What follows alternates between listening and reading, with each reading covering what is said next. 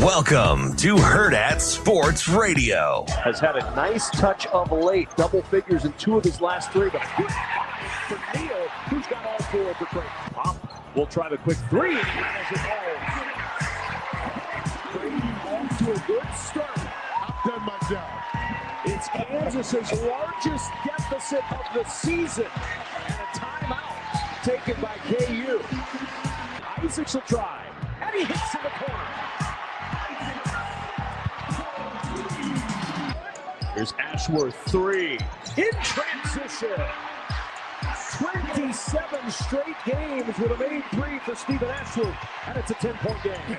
Rebounded by Mason Miller. He's going to dribble it out, and history repeats itself for the 2nd straight year. Number 1 goes down in Omaha.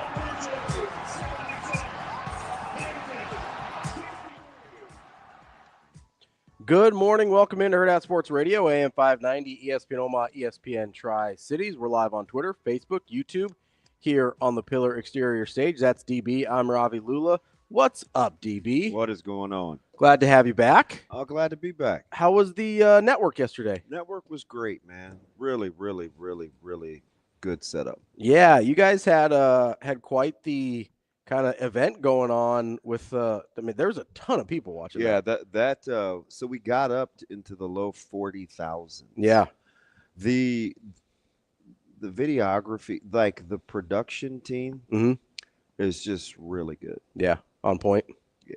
Yeah, it's just a good crew that they're creative. Yeah. And I think like they let them think outside the box. Sure.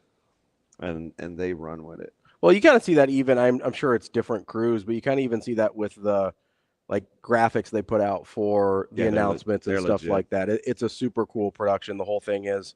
So that was really cool to watch. And I went back and watched some of it. Obviously, you had Coach Rule and Holgorsen on there, which we've got some audio from. We'll get to a little bit later. I thought about rerunning that Holgorsen interview at some point. Yeah. He's an interesting guy. Very much so. Yeah. And the more I get to talk to him away from the camera, the more I realize he's a lot like that on camera. Yeah. Like same guy. Yeah. Yeah. Yeah. I could see that. I think he's going to be really, really good for Nebraska. I don't know if he's a long-term burn guy. Sure. But he's what they need right now. But he is older. Yeah. And he has matured. Yeah. But he has some characteristics that I would embrace because it's so buttoned up sometimes and so measured and a lot of nice guy. Because that's it's like this family feel, right? Yeah. But everybody has the dysfunctional sibling or the crazy uncle or yeah. He's just enough of that. Yeah. Where I think it will be a nice blend. I think what I like about and by the way, yeah. You guys are interesting. What do we do? Because this guy, after National Signing Day, opened up with a number 1 team getting knocked off downtown with all his clips, no coaching edits, no nothing. You, the host, goes right into Nebraska as a Creighton fan. Yeah. What's happening? You waiting for the? What is it lightning out? Well, you want to know what It was about 17 degrees in my room this morning. Yeah, it's gonna be pretty cold if you have the window open. Yeah, I had to make some decisions. I thought, has it been worse in here? Probably. Is it something that I need to deal with? Probably not. You don't think so? You hadn't reached that point yet? But I slept like a baby. And I'm telling you, it's the best 4 hours ever. Because I am, if you go all the way back to the state championship and that week and Coach Samanji and then Nebraska and whatever, and it has been. You finally getting a little bit? Well, after today, we got one more long one, and then be able to wind down a little bit. I might disappear for a couple of days. Yeah. Yeah. That's fair. The part of the reason, not like Houdini. Part of the reason I didn't necessarily want to bring up Creighton first thing bright and early is you're starting to scare me a little bit with the picks. I don't know if there's some dark magic involved here, or you text me, and I said it at the end of the show yesterday. You text me after we. I wanted to make sure we got it in. Yeah, after we did bet on it, you text me. You go. We were in the middle of it. We were talking to Dana, so I couldn't send it, and he's sitting right next to me. It'd just be like, "Hey, Dana, I gotta send this gambling text real quick." So then the other funny thing is, I'll let you finish real quick. Is for whatever the reason I was going back and I was just watching Huddle. There's a lot of players that I wanted to go back and watch, and for like when Coach Rule came in and he's sitting down and it's just the three of us, and I'm not really paying attention. I'm kind of talking to Jess because we're not ready to go on yet, but it's going to be live, so we're getting it mic'd up. He looked at my computer and he goes, what are you doing? I said, oh, I'm just a glutton for punishment. And he said, you're a sicko. And I looked, I was like, pop me kettle. Like, but because I'm always on Huddle on here. 100%. So it's like no big deal to you, but I've always trying to figure stuff out. That's one of the things lower on the no list big deal of your sicko traits is the Huddle. So I wanted to make sure that you had the picks, and apparently a lot of my friends are tailing and they're benefiting, and I'm not. Yeah, because you go Jays +4. I think it got down to 3.5 at one point. Wouldn't have mattered. Yeah. And then you go Iowa State -5.5. Yeah. Just cruising right along. Yeah, chilling. Just cruising right. Yeah, so I was a little scared to bring it up because I didn't know if you had to like channel the dark forces to get those picks or what exactly has been happening here. But the heater you're on is a little bit ridiculous. I'm just hoping people can benefit. I think if they've been listening for the last few weeks, like they've made a lot of money. Like a pretty good amount of money. You know what's funny too is I saw that Jays line. I go, if this wasn't Creighton, I'd be like, this is the stinky line game. Yeah, it's unbelievable because it smelled terrible. Yeah, I looked. Alex, one of our the video guys, does a lot of the production. I don't know if he runs the Twitter accounts. Okay, but he's the guy that I also travel with. Okay, he and Sam, they do basketball too. Mm-hmm. And he reminds me of who's the super smart guy that has the dog?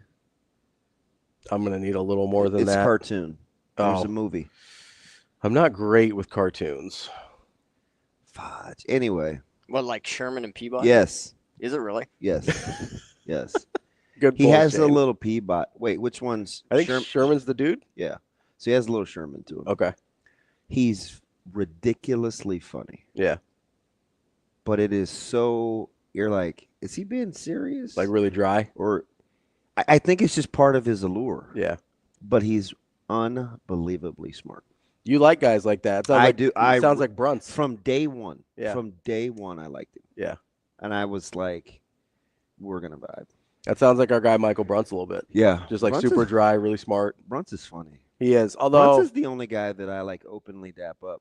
I'm mad at him because he's not hanging out with us today. Yeah, what happened? I don't know. That's a Shane deal. Well, I didn't get that was a late message. Yeah.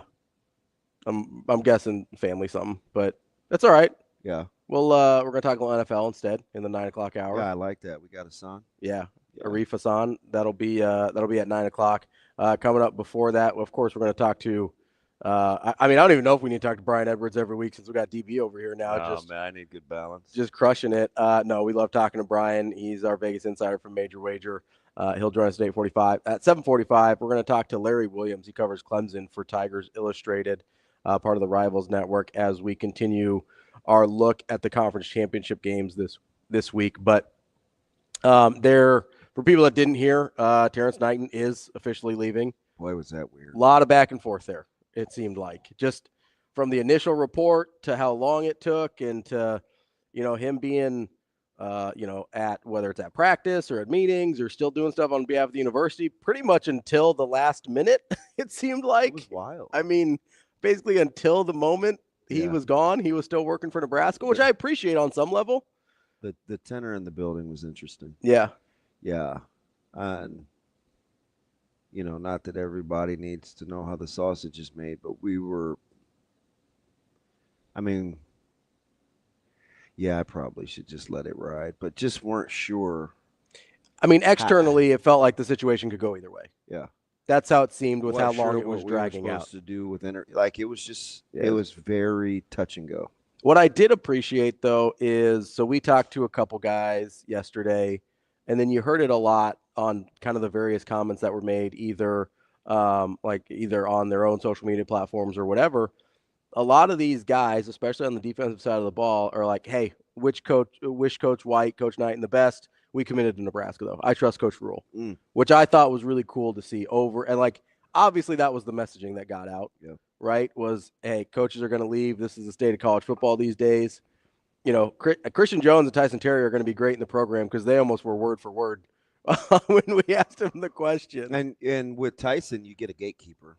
Yeah. And with Christian, you get somebody that, you just don't have to babysit. Yeah. Tyson is going to protect the brand. It's who he is. It's what he does. It's the guy you want with you. Mm-hmm. He seems like a foxhole guy. And I said this yesterday, and it was just off the cuff because I had to just think about what are the characteristics that I like about CJ. Mm-hmm. And I think everybody's with me on this. I may need to ask our trainer, but in 3 years, I don't think he missed a practice. I'm dead serious. That'll go a long way. This dude never missed a practice. Yeah. It was incredible. That's crazy. I mean, honestly, that's kind of crazy. It's unheard of. Yeah. Not a single one? Not one. Yeah. Not one. That's bonkers. He made it seem like he just wouldn't feel right. Mm-hmm. I don't missing. Yeah. And that's a guy who played both ways. Yes. Obviously wasn't a lack of wear and tear. And did you hear the part? Coach Rule said something interesting with us. I'm not sure if he reiterated it at the 1 o'clock because I didn't listen as intently. But he said, the basically was in this day and age, because I said one of the reoccurring themes is competitiveness and winning. Mm-hmm. And he went into how, I used to be a big measurables guy, and I still am. I think some measurables matter, but we're adding competitiveness. Yeah.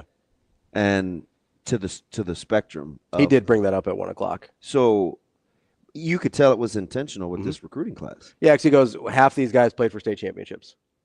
Right? Just, that matters. Or I think it's over half. Over half the guys played. I think it's like 12 or 13 out of the 20. And you look at guys like Terry and Petchak and Terry's a guy that didn't play for a state championship. How about Simpson? But you never worry about his competitiveness, do you? Malcolm? Yeah. That dude looks like he could play tomorrow. He's probably undersized. Yeah. And I'm not sure how good of a technician he is, but one thing you can see, it's like who's my guy that I like? You doing a boxer here? I'm seeing hands. Receiver. Oh, okay. Good after the catch.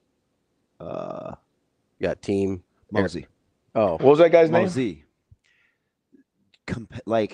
Just mean-spirited once they play. Yeah. And that's just one of my favorite. That's kind of what I get from Barney, too, to be honest. Yeah. He gets a little nasty out there. Not fun to practice against. Yeah. He's just not. Yeah. He practices really hard. As Caleb would say, he's one of those guys. And this isn't even something, Caleb doesn't even really talk like this, but he goes, he's earned everything he's gotten by the way he attacks the day. You like guys like that. And it's coming from a skeptic. Yeah. Yeah. It's coming from Caleb's not super effusive. Because he doesn't want to be given anything. Yeah. It's coming from a skeptic by nature. So, I think those are the guys. Well, he was like that when he went through his recruiting process last year, right? Oh, yeah. Because that was, I don't know. I don't feel like I'm revealing anything here. But part of the reason his process took what it did is because he didn't play very much as a junior. Yeah. And he wanted to feel like he earned it. His tape spoke for itself rather than 1,000%. his camps or his measurables or whatever. 1,000%. Right? So I could see that mattering to him for other people, too, because it obviously mattered for himself. So, and it's just you could just see that with a lot of guys in this class. Well, that's what Tim, our guy Tim, like pointed that out on Twitter before Rule talked at all. He goes, hey, there's a lot of nasty guys in this class, and I mean that in the best way possible. Yeah, you just watching these guys on film over and over. It's like, oh, he finished him, and he finished him, and you don't. A lot of times you don't see it with big guys. A lot of times they like lean and just push. And yeah, no, that's just pop them. That's not really what was going on. Yeah, it's not. So I'm a lot of guys I think can play in this class and top 20 class, and conversely. Not to go from Huskers to Jays, but to go from Huskers to Jays as an example. It's one of the reasons I can't get behind Hunter Dickinson. Yeah. Just does not look like he cares at all. I've said this for years. You've said it, I've heard you say it for years. Just I think I remember the first time you said it was when he transferred to Kansas, because you were just like, I don't know. There's just something about him that he floats. He's a floater. Yeah. And there's only a handful of guys that I've ever really gravitated towards that I didn't really feel like did whatever they could do to the best of their ability, but it was still good. Peter Forsberg is one of those guys. Weird, random analogy. Okay. I'm a huge Forsberg guy. Okay. Sometimes I would watch him for Ended the up Avs. with the Avs, right? Yeah. Yeah. Sometimes I'd watch him for the Avs, and I'm like, this guy's just as good as he needs to be. Yeah. Could have been a better two-way guy. Sure. Was a better two-way guy later in his career. But I loved Forsberg. I watched Dickinson all the time. Yeah. All the time. Yep. I'm like, I don't know, man. This, doesn't seem like it matters to him much. I don't love his body's gotten worse. Yep. I mean, those are just little telltale signs, right? Yeah. But you can tell when a guy, like, especially in basketball, Andrew Wiggins is a really good example of this. Andrew Wiggins will go stretches in a basketball game. Rudy Gay was like this, where, obviously this guy can go out and get 25 points, but you would go a quarter and a half and not even realize he's on the floor. Yeah. I mean, Dickinson was a total non-factor last night. Yeah, and part of that's Kalkbrenner, but part of that's Dickinson. But you're playing with a guy that literally was on. Yeah. You know what I mean? Yeah. He was struggling. Yeah, I don't know what he did enough to get through the game last night. And I guarantee you this dude's going to be sore. Oh, it's going to be incredibly painful today. You watch him run? Yeah. Yeah. Like he said after the game while he was talking to John, he goes, yeah, I'm numb right now, but in about an hour or two. Did he admit what it was? No. Okay. He just said that there was a shot and that he's numb right now. And then in an hour or two, it's going to be pretty painful. I don't know how Ashworth was playing either. So when was I talking to Matty D? I was talking to somebody. I think he was sick too. No, this was back when they were at the tournament. Oh, okay. And he came out for shoot-arounds the day of the game that he missed, and I was like, how is he this close to playing? Yeah. And he played the next game. Did you see that ankle injury? Yes. I thought he was going to be out for a month. He missed one game. I couldn't believe it. He missed – and I think he was sick last night. They haven't said that for sure, but he didn't look like he felt right. Oh, no. You talk about a guy flourishing without others on the roster. Ashworth. He looks like a completely different player. Last year, he would dribble the ball, and I was like, ooh, pressure that guy. Yeah. First pressure. Now you're like, oh, if you get too close to him, he's going by you. Yeah. Nah, I don't know about that. No, but how many times did he go by Kansas last night? Because that was disrespect. Yeah, it was. What Kansas was doing, that was in that backcourt, those guys were saying to themselves, you can't get by me. He can't get by me. Yeah. So they were they were too close. Yeah, I don't even know what their philosophy was. I mean, are you trying to funnel?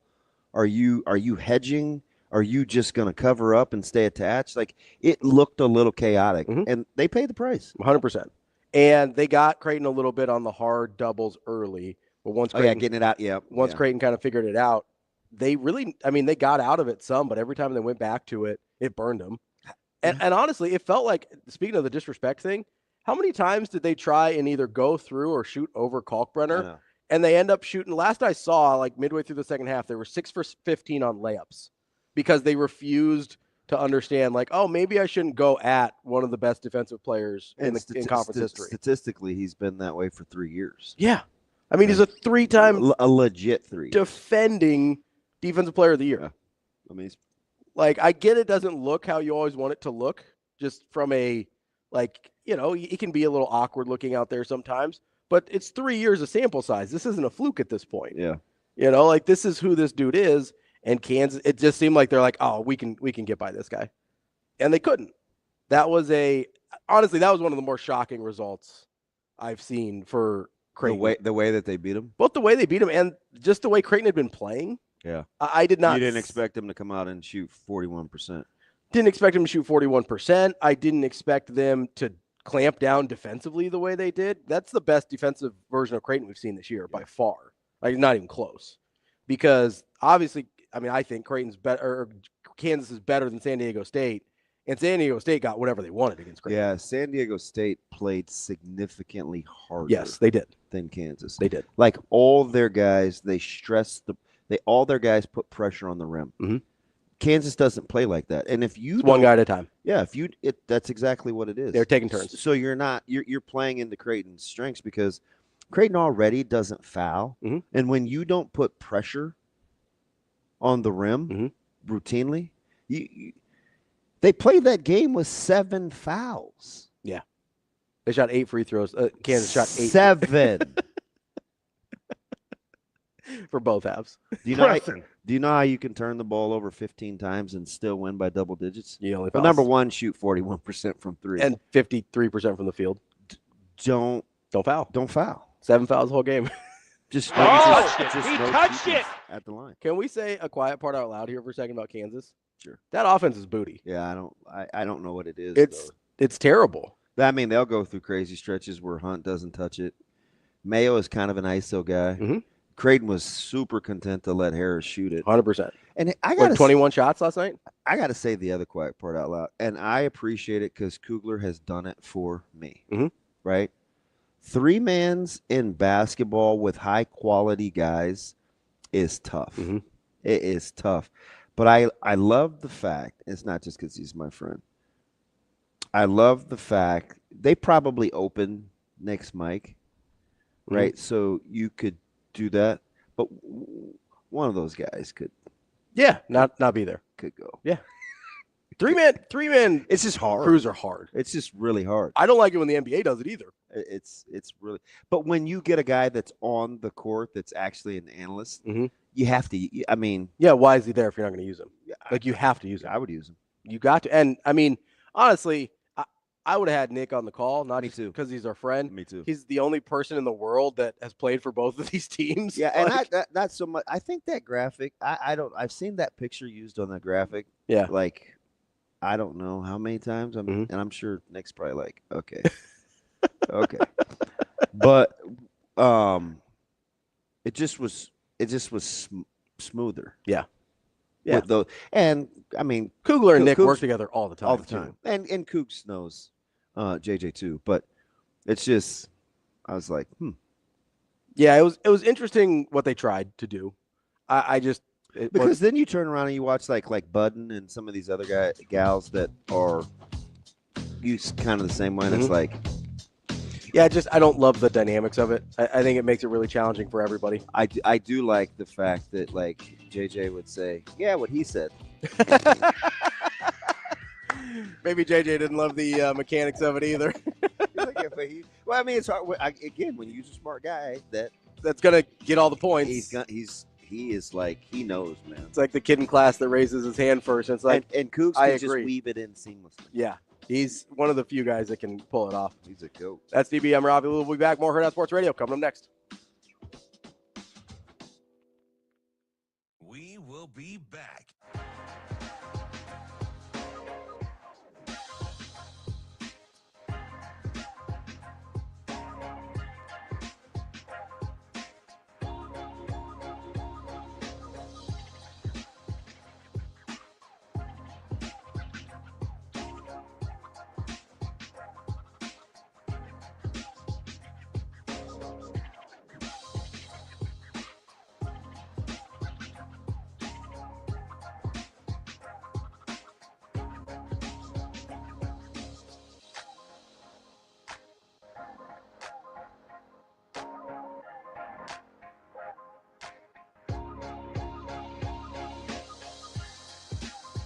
We will be back.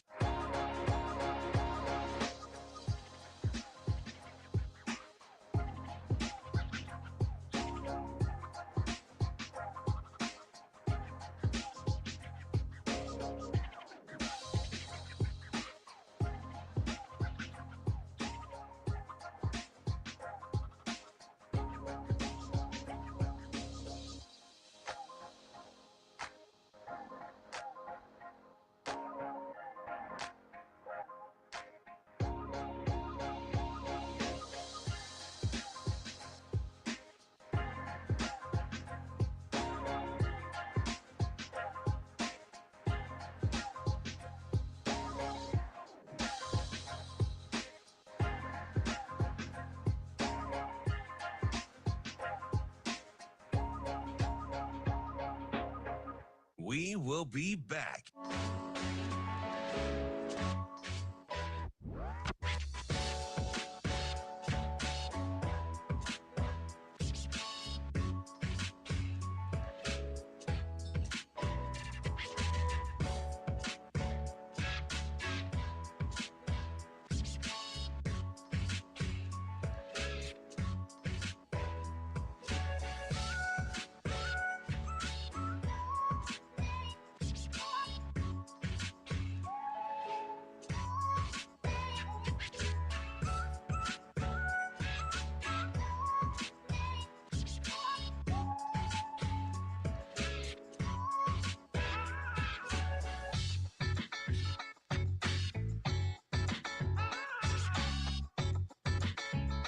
We will be back.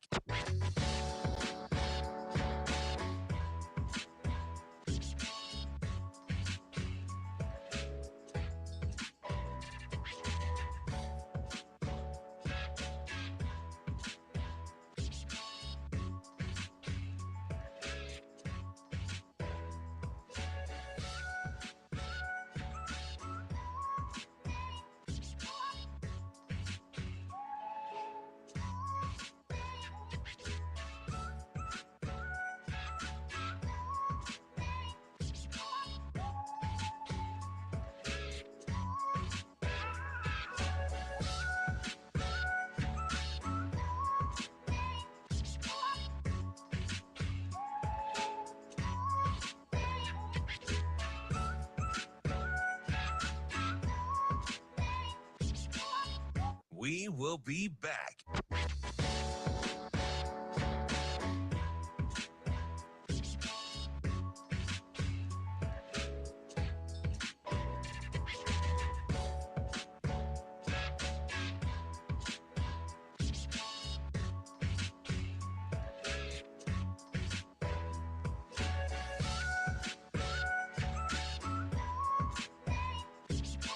We will be back.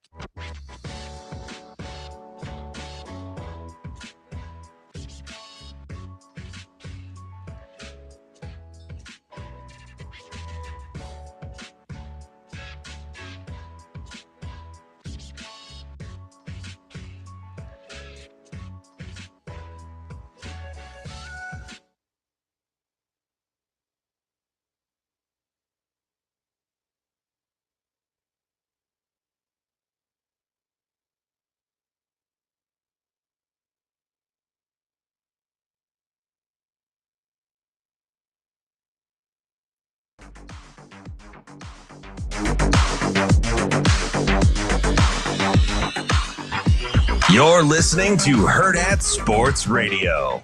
You know, the most exciting about it is just the football aspect of it. You know, I've been head coach for 13 years, you know, and, you know, when you're head coach, you think you're like, you got your hands in everything and you're coaching like all the positions, and you're not. I mean, you're doing a whole lot of things other than coaching football. And so I think the thing that has been fun for me is just sitting in there and really, you know, coaching football and getting, you know, coaching the kids on the field and focusing on specific things as opposed to the big picture stuff, you know. So I'm excited about doing that. And, you know, the last month has been fun, but, you know, we're just getting started here, you know, and so it's gonna continue to elevate from here.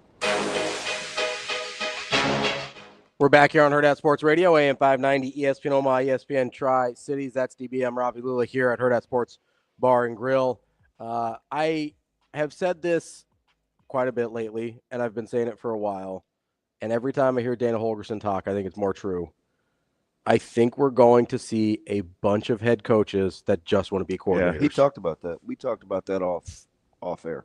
Like, exactly because of what he said. If you actually like coaching football, being a head coach is probably not for you. Yeah. It's not about football anymore. He had numerous there's lots of guys we've even kind of forgotten about that have done it. Yeah. And he said it's not going anywhere anytime soon. No, especially as coordinators get paid more and more. He said the key is a lot of these guys would do it if their egos could handle it. Yep. And he said, you know, and I think as you get older, your ego starts to be able to handle it. Yeah, well, hopefully. and he was real candid. He goes,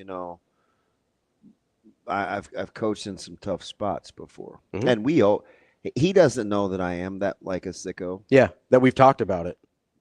Yeah, in depth, right? The Bill Stewart, the coach in waiting, the the Houston thing, the whole thing. Cam Ward, like I wasn't trying to be that dude, but he's like, and I just surmised it on air by saying with you guys and saying, he can coach in chaos. Here, I think that's an underappreciated skill set here. You have to be able to coach in chaos. I've kind of evolved over the years. I'd say, this can't be your best job, and I would give you the characteristics. But now I just think, especially after what I've seen it do to some coaches that I think would probably choose to be here, all things being equal. You have to be able to coach in chaos. Yeah, there's a lot going on. There's just always a lot going on. Yeah. Right. And that maybe is the one thing that gives people, at least me, the most confidence about Coach Rule is he seems utterly comfortable. And he could say, I got a ton of respect for, I have a ton of respect for Coach Rule, right? He just even intimating yesterday, he addressed the handshake thing and the pregame and, Tony White. Did you hear what he talked about with Tony White? Which part? Because he talked about him for a little while. I think it was important. Yeah. What I tell you, I think could be a reason that you would take. Oh, family. Said want to get his family back to Florida, which makes sense. Yeah, I think it's really important for Coach White to be in Florida. Okay. I do. Yeah, that's totally fair. And I think him saying that and kind of moving on, Cass, number one, was respectful of his situation. He's just a good, it could be a lot different. Yeah.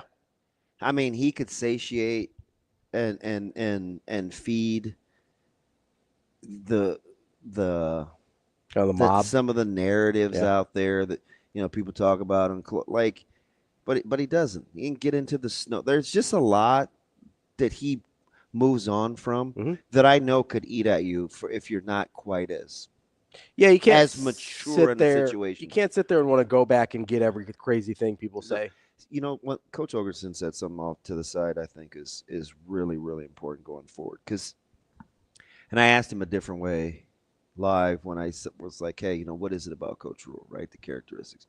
One of the things he said unsolicited is he said his ability to work and his capacity to work and never let him see you sweat is incredible. Yeah. I'm going to learn from that.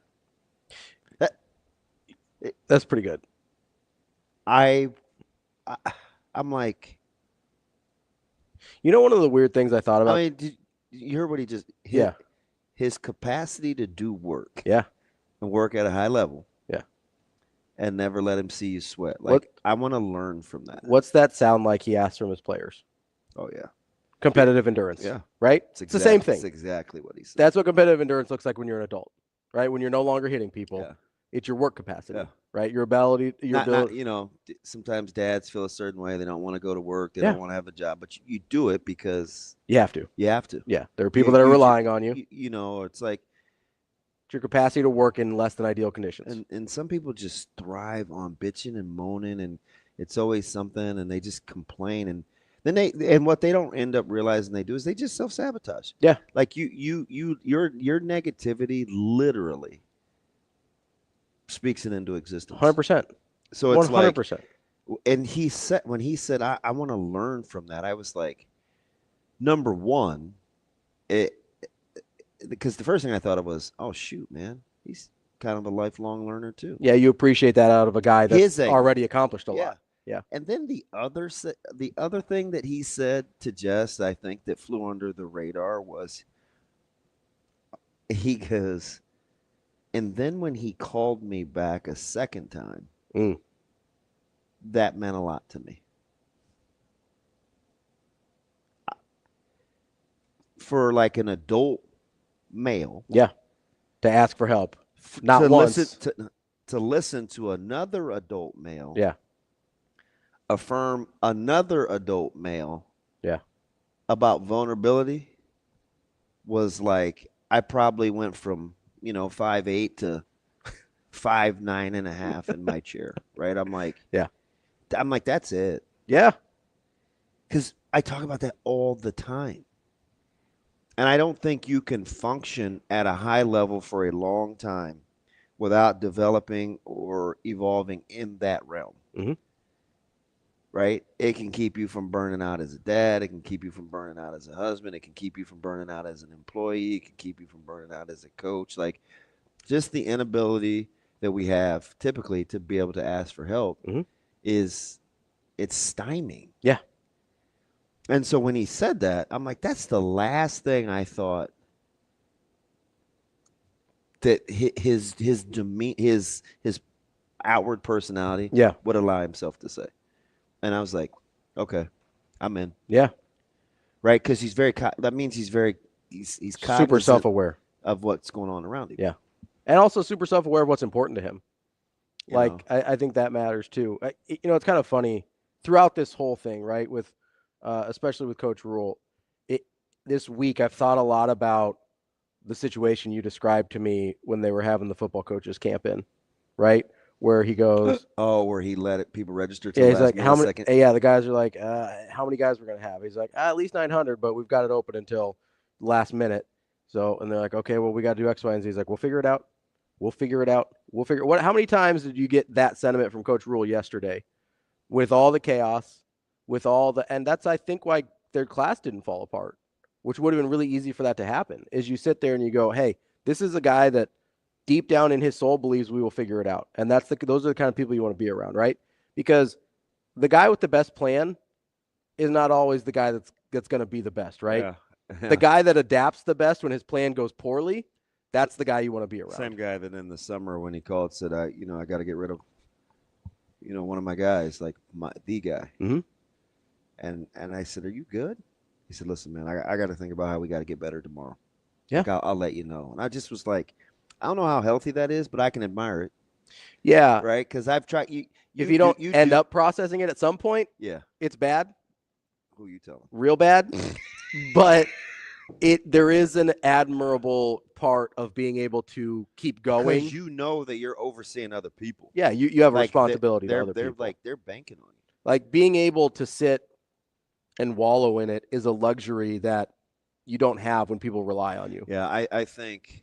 But wallowing and processing are different, right? Like, got to be able to process it without wallowing in it. Yeah, I just think, like, the blend. And he's not so when he says things like whoever our new next defensive coordinator is going to be a great defensive coordinator. Mm-hmm. He's saying it out like he knows you can put that to the test. Yeah. Right? If he says something about Coach White and his family, he's saying it out loud. You can put that to the test. Yeah. If he's saying something about Coach Holgorsen, because how many people really believe that Coach Holgorsen didn't know if he was staying or not when he got there? Did you hear him tell the story how he was going to Fort Worth and he changed his flight? Yeah. Yeah. Who does that? Yeah. He's telling you the truth. Like, he's telling you the truth. He goes, I didn't know if Dana was going to stay or could he learn it. But then when he let me know, we're like, okay, let's figure this out. Yeah. I'm like, bizarre. Yeah.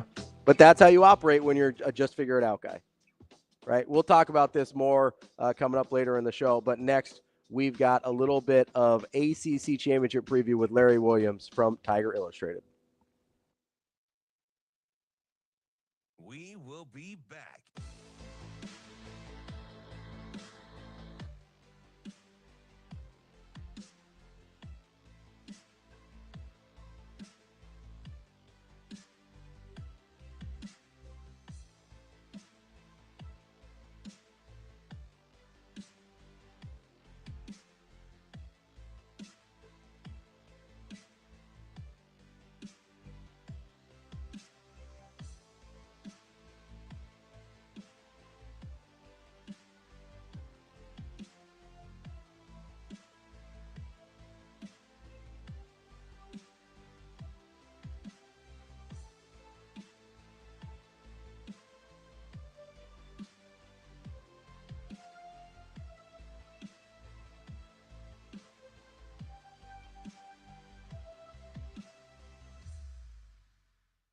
We will be back.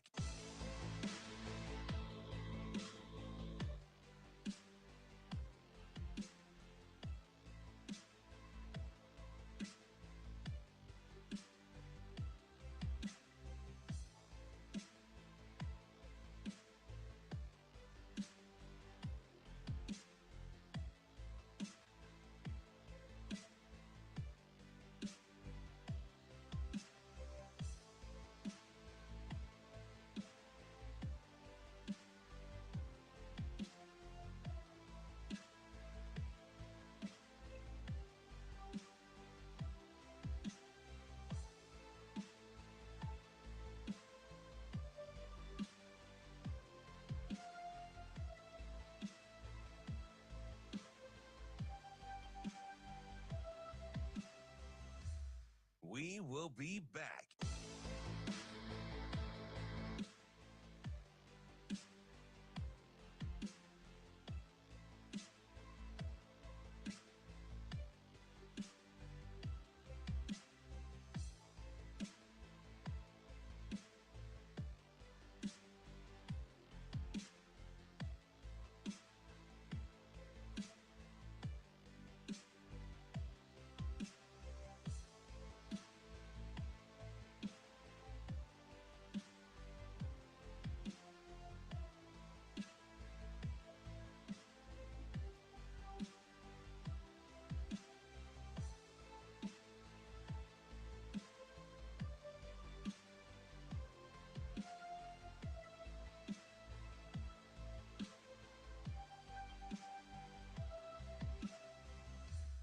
We will be back.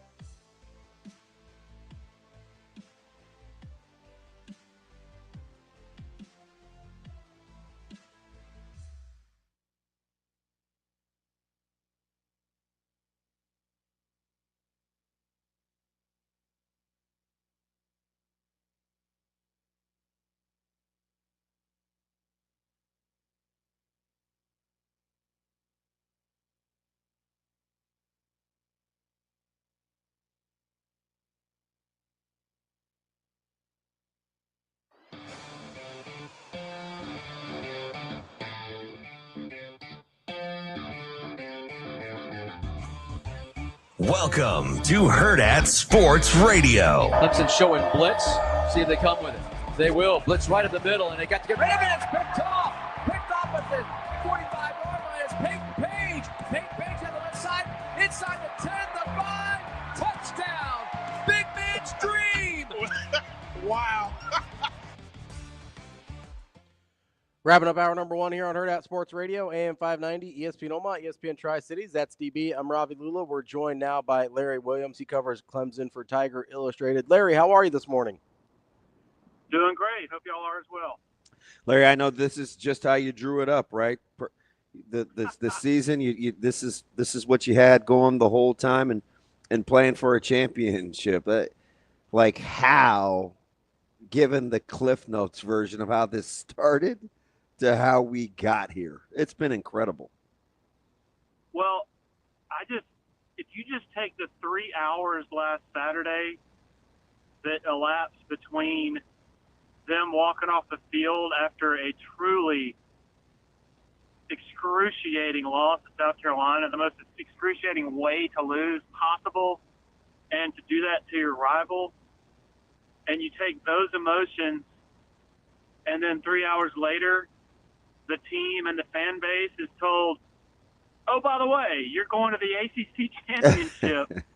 Like, their brains are not wired for that. You know, it's just like, wait, what? You know, it was such a wild swing of emotions. And the most vivid example of that, guys, is Dabo Swinney's post-game press conference after the South Carolina game. He was already looking to next season. talking about 2025, largely because before he walked into the press conference, Syracuse was down 21-0 to Miami. Yep.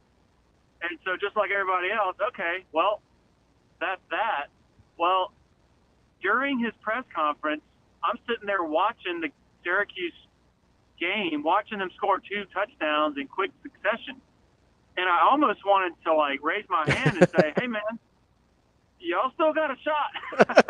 Because he was already turning the page, and I think turning the page perhaps to staff changes and things like that have to happen, when you're not preparing for a game. You're not preparing to play in a championship game. So I think that's a product of,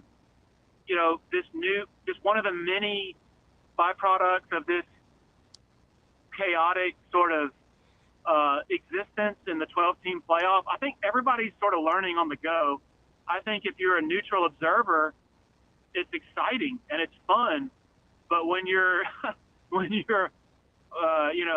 at the mercy of it, and when you're one of the participants, it's a freaking roller coaster.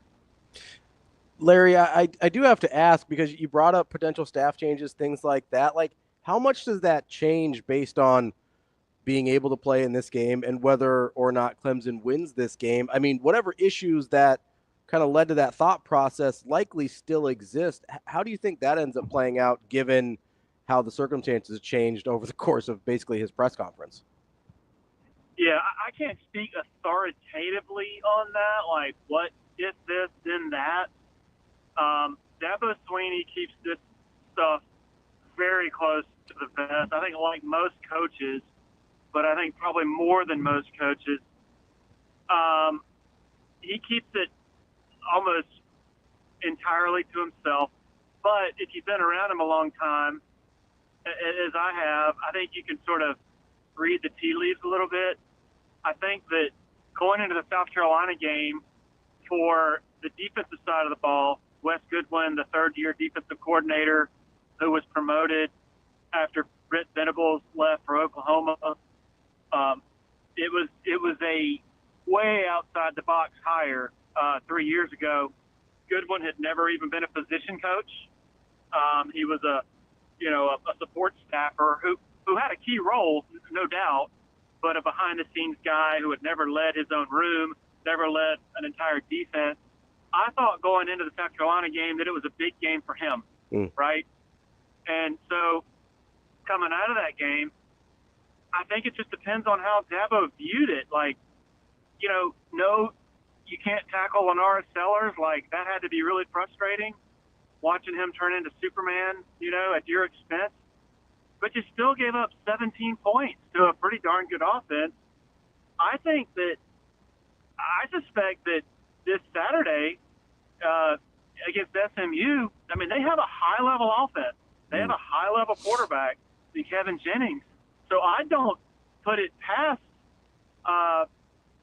the idea that this next 60 minutes and perhaps beyond, if they were to fluster Jennings, if they have a good defensive performance, if they get in the playoff, I think anything can happen. And certainly, a script can be changed just depending on how they perform and how far they go. Now, if Jennings comes out Saturday night and just slices up that offense and they give up, 30-plus points and they don't have many answers for him, I don't think it'll be a comfortable ride home for some of the guys on that defensive staff. I just think you just go according to a lot of the sort of body language and comments and just reading the room, so to speak, of how Dabo has sort of assessed things on the defensive side of the ball. Larry, walk me through getting just past the stats. I've seen Georgia, I've seen Louisville, I've seen Pittsburgh, I've seen South Carolina, and I saw portions of Virginia Tech. If I said 3,000 yards, 29 touchdowns, 5 interceptions, what am I missing with Cade in terms of it equating to big-time performances? Because on the surface, those stats everyone in the country would take. but it kind of gives me some Drew Aller, Penn State vibes with the fan base. I think that's fair. Okay. I think that I think there's some context to it. I'm not saying that's correct necessarily. I don't think that's unfair, and it's largely because, when they reeled off 6 straight victories, yeah, it felt really good in the moment, and you're like, oh man, this offense has figured it out, and this is a top 10 team, and this offense is never going to look back. I think now we have a lot more evidence that those 6 victims that they faced on that winning streak and those 6 defenses were not good. Oh, okay. Okay. I get it. And that's just reality.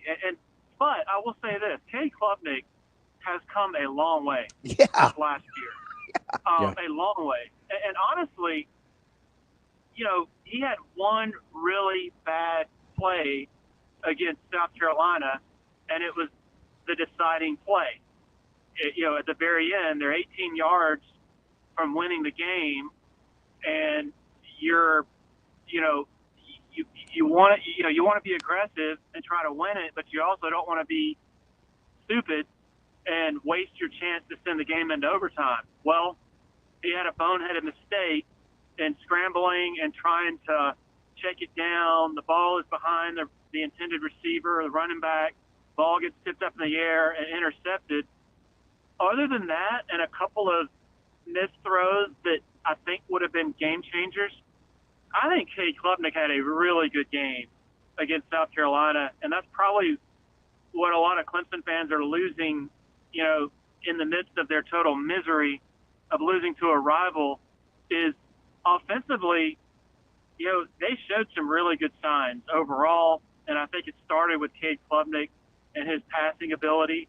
So, he's a second-year starter, and so I don't see any reason why he can't be even better next year and be a really high-level dual-threat quarterback.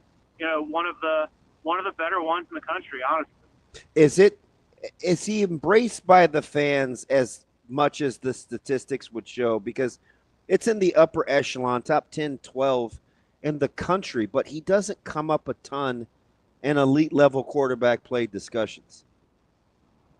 Yeah, I think the fans – well, I think it depends on the most recent evidence. And for their most recent evidence, that it was a reminder of, like, in 2023, he had brain farts left and right. Like, what are you doing, dude? Like, losing his situational awareness. Yeah. And so for most of this season, it hasn't been that way. And up until in that game, up until that moment, it wasn't that way. But I think it was just like, that's the old Cade, But I will say this: they don't beat Pittsburgh without Cade Klubnik. They don't beat Virginia Tech without Cade Klubnik. He made some amazing plays with his legs and his arm in both games to sort of get them out of there with victories. So I think most fans, if they're being even-handed, if they look at the overall body of work, probably pretty happy with his 2024 season so far. Larry, real quick before we get you out of here, with National Signing Day being yesterday, obviously Dabo's philosophy on building a team kind of shifts back into focus for some people. I guess what's the general feeling around Clemson about Dabo and the way he's kind of decided to buck the trends of the sport, and at the same time it's when Clemson seems to be a little bit further away from competing for a championship? The general feeling is that he's got to adapt. I think Clemson fans love him. I mean, they're not running him out of town. I'm not saying that. They appreciate the hell out of what he has done.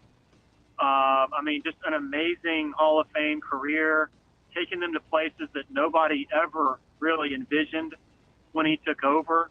But, this season was kind of viewed as like kind of a referendum year on his stance. like I think had Clemson beaten Georgia and, gone to the playoff and made a run, of course they could still do that. I mean, they're still – even Dabo is like, hey, we can be the first 3-loss national champion. That's what he's saying this week. That's awesome. And I think that's I sort of interpret that as he's trying to motivate his team, trying to turn his team's mentality around after the devastation of the South Carolina loss. I think he's coming around. I would be really surprised if they don't go out and get hotly pursue at least one highly regarded portal guy. I'm thinking defensive end right now. I think they have the money allocated to do it. And so, I don't think he's been as opposed to it as people think. Like a year ago, they tried to get a couple of offensive linemen and they just struck out. Like the offensive linemen went elsewhere. Now, there's a sort of a corollary to that. Were they willing to spend the right kind of money on those offensive linemen to the extent that maybe they are willing to put forth the money on transfer guys now? I think that's an open question. But I do think he's adapting sort of beneath the surface in a way that sort of the generalists like y'all maybe y'all don't see. But we'll see. Larry, we appreciate the time there. We're up against it. That was Larry Williams from Tiger Illustrated. We will have more Hurrdat Sports Radio coming up next. We will be back.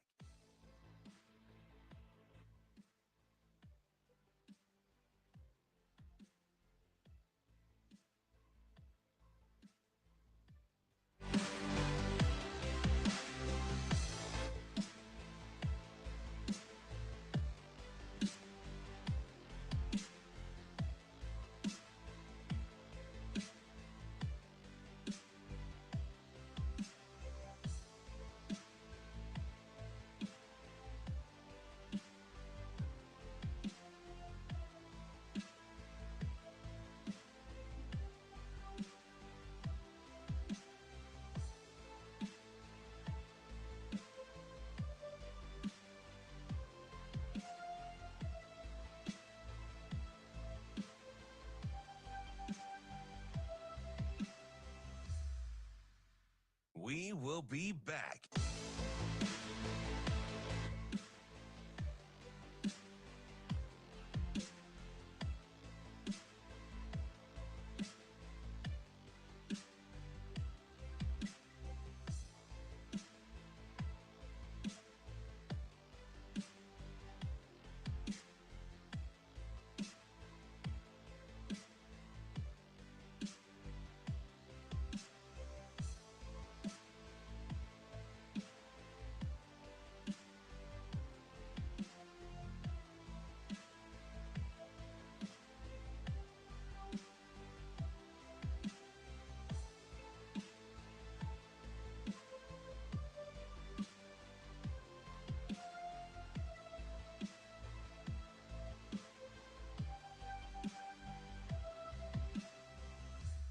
We will be back.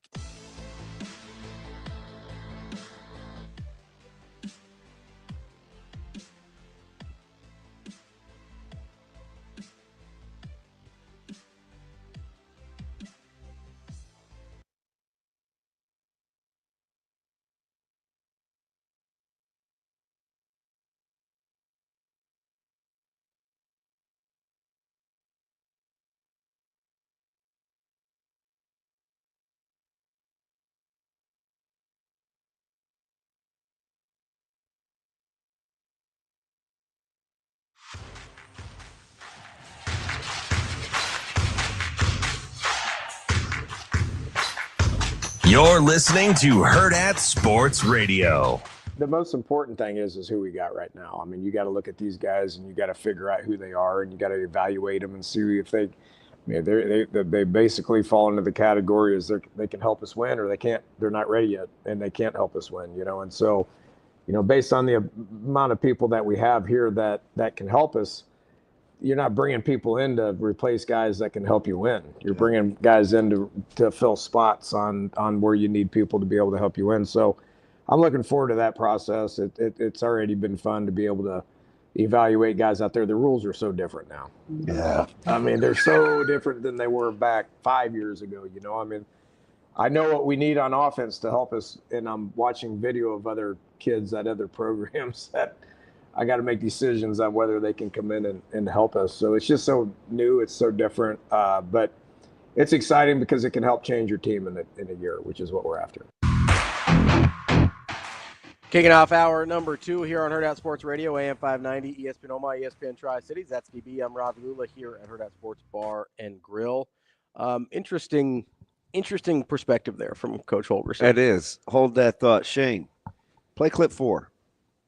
I just think it's going to change so much every year. I mean, personnel is going to change. I mean, guys are going to stay, guys are going to leave, they're going to graduate, they're going to get better, they're going to improve. It's what I said when I focused on our team for a week. I focused on USC for a week. I focused on Wisconsin for a week. I focused on Iowa for a week. And now I'm kind of taking a deep breath, and we're doing a lot of recruiting and stuff. And then next week, we'll know who the next opponent is. And I focus on that, and so, we'll have 2 to 3 weeks to be able to, do developmental practices, to be able to get our guys together and continue to practice them and see what the bowl game looks like. We need to go win this game. The fact that Nebraska hasn't been to a bowl game in 8 years or whatever it is just mind-blowing to me. It's just, I can't fathom it, and so we need to take advantage of this and go have a good performance in the bowl game, and then we'll shift to next year. But the team is going to change, I mean, how it's going to change, I don't know. I mean, we're going to probably bring in 20, 30 transfers, on visits. We're not going to take that many, but we're going to bring that many in to be able to fill the spots that we need to be able to change our team. And I look forward to that process. I kind of think they might take that many. They won't. He just kind of, the way he said it, the way it came off, and maybe that's just kind of his thought process was, it seemed like he said it and then it's like, I better reel that back a little bit. He knows that. So, I think he feels like they have to get it right. Yeah. Because what they're worried about is what everybody should worry about. At what cost? Yeah. And I don't mean fiscally. Financial, yeah. I mean to the culture of your team. Yeah. So they will be very selective. And I think he has to weed out. I don't think they will. You might be right. Although Coach Rule said 15. I said 10. And then Coach Rule said 15. So, and we'll see, right? Because they don't want to settle. No. And I genuinely believe if they think they can get it right, they'll take guys that can help them. Yeah. I mean, I don't think – and you heard Coach Rule talk yesterday about being more aggressive in the portal this year and kind of reverting somewhat back to an NFL model in terms of roster management and stuff like that, which I was glad to hear him say because I had said I thought he overcorrected a little bit too much. Oh, from the non-transactional? Yeah. Transactional? And so if he moves just a little bit more that direction, because I agree that you should not be transactional if you can help it, but I also think you can overdo it in the sense of, hey, if guys aren't holding up their end of the bargain, you're not really being transactional anymore. You've given them every opportunity to succeed, and they're not taking it. Yeah. There's a difference there, right?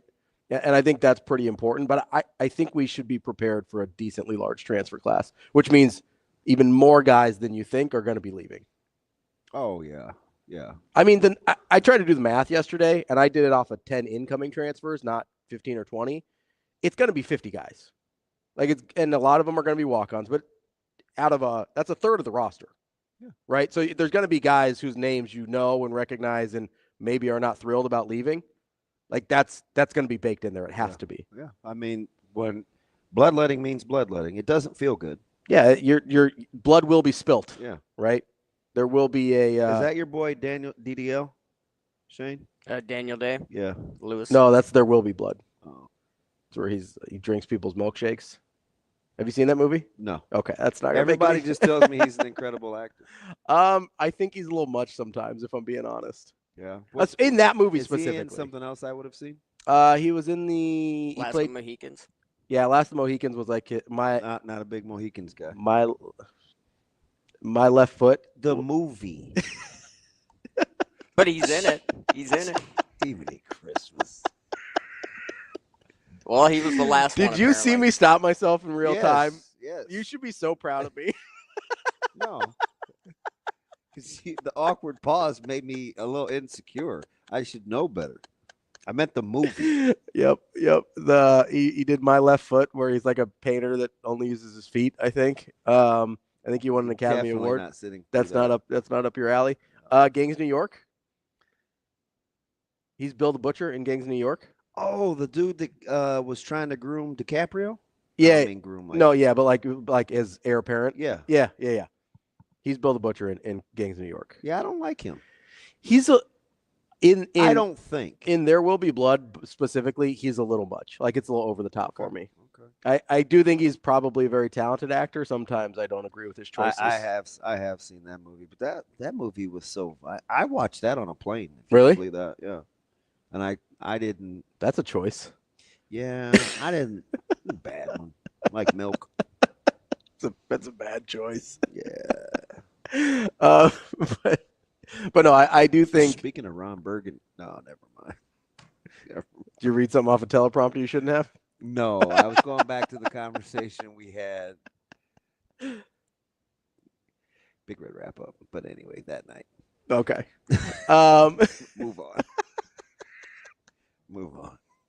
But yeah, I do think we're going to be talking about a little bit bigger transfer class, both incoming and outgoing. I mean, outgoing, I think we've tried to establish for people, right? Like This is going to be, there's going to be a lot. But I do think there's going. I think him getting Nash and Ty to play in the bowl game will be big.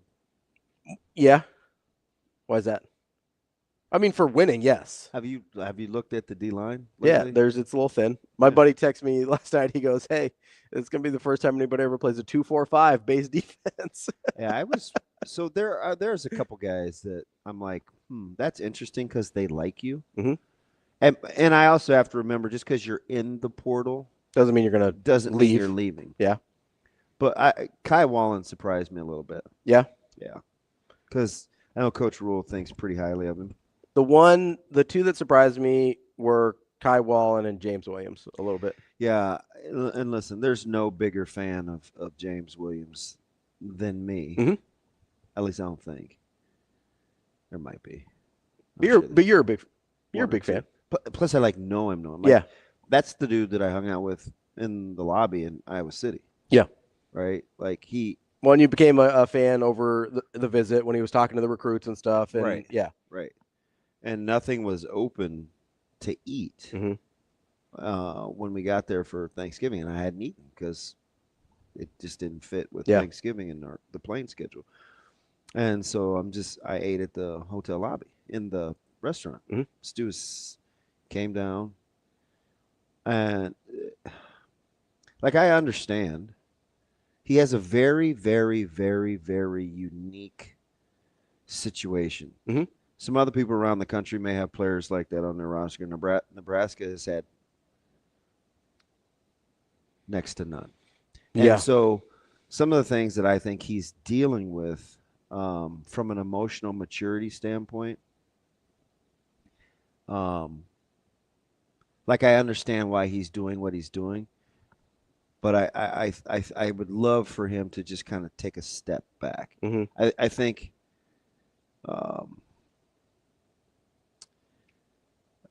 I worry a little bit. Yeah. About getting in a spot that just a little knee jerky isn't as good for him. Yeah. Yeah.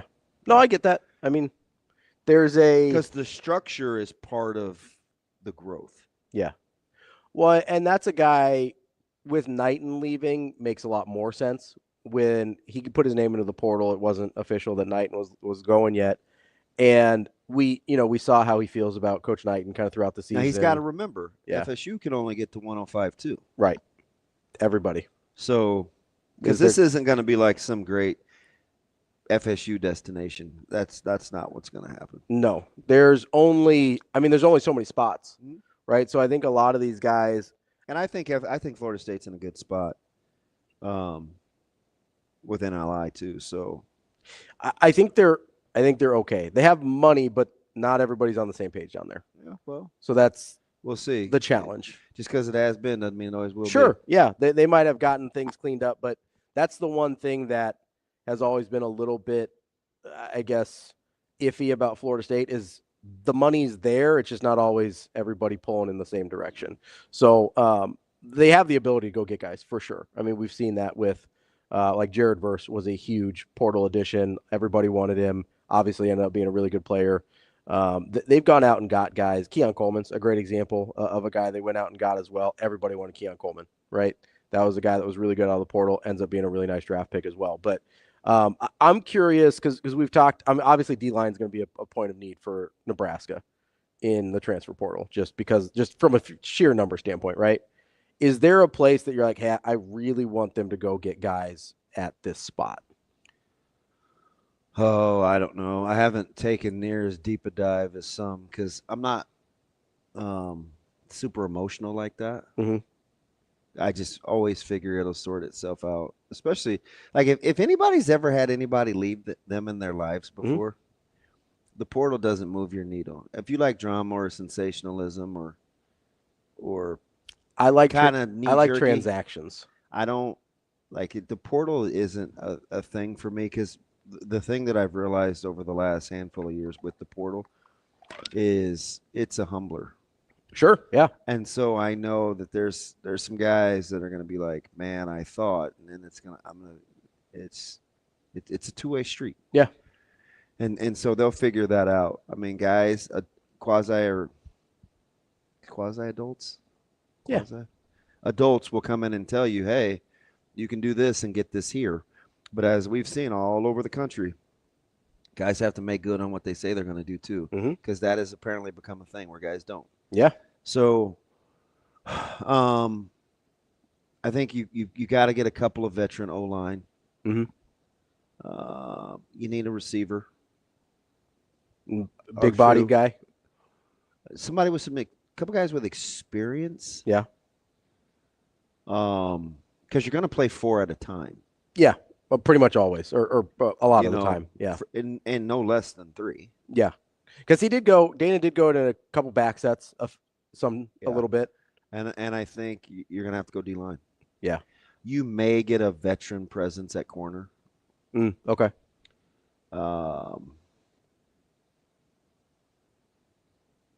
I'd like to see a D lineman or two, just again for depth. I like a lot of the young guys, assuming the guys that are. I like Bear, but as the football coach in me, doesn't love him as much as like the person fan base. Yeah. I was surprised that people thought that Bayer was as big of a loss football wise. I think they see stats. I think they also, but you have to like watch games too. He's a good player. I'm just saying, like that didn't like on the needle thing. Didn't move it a ton. No, I think people also like the story. Yeah, I think that's a big part of it. 100%. You know, I think that's a big part of it. And he's got a good relationship with Coach Rule, so I mean, we'll see. Maybe that door's still open. Swings back the other way. Guy. Yeah. Hey, go do you. For sure. I do wonder about offensive line because there's a part of me that wants to see some of the guys that they've had in the system for a couple years because, and I keep coming back to Gunnar Gatula, right? Like that's a guy that most people weren't super high on in terms of that specific class of a guy that would play early. And what they've done with him, it kind of makes me excited to see some of the other guys that they've had in the system for a couple years to see what that looks like, whether it's like a Grant Bricks or, you know, some of those guys. I am a little excited to see. So I'm a little bit torn on the offensive line because obviously experience, if you can get good guys there, is going to be hugely helpful. But there is a part of me that thinks like Donnie's doing a really good job, and I kind of want to see that come to fruition a little bit more. So I'm a little bit torn on the offensive line, to be honest with you. Like, I don't want him to go get a guy just to get a guy. They won't. I know. I'm just, you know, that's the concern is you feel like maybe you have to go get something that you don't. Yeah, I think because it's easy to look at a young room and be a little nervous, right? Like it's easy to look at a young room and be like, hey, I think these guys are good. Yeah, I just think you need maybe a veteran presence or two, right? Because you still have what do you have, 18 O-line? Somewhere in that neighborhood. So you obviously want to. I think safely you want to be in the 20s. I think you like your young running backs room. I'd go there last on offense. You like where the tight ends are at? It's an interesting room. Yeah.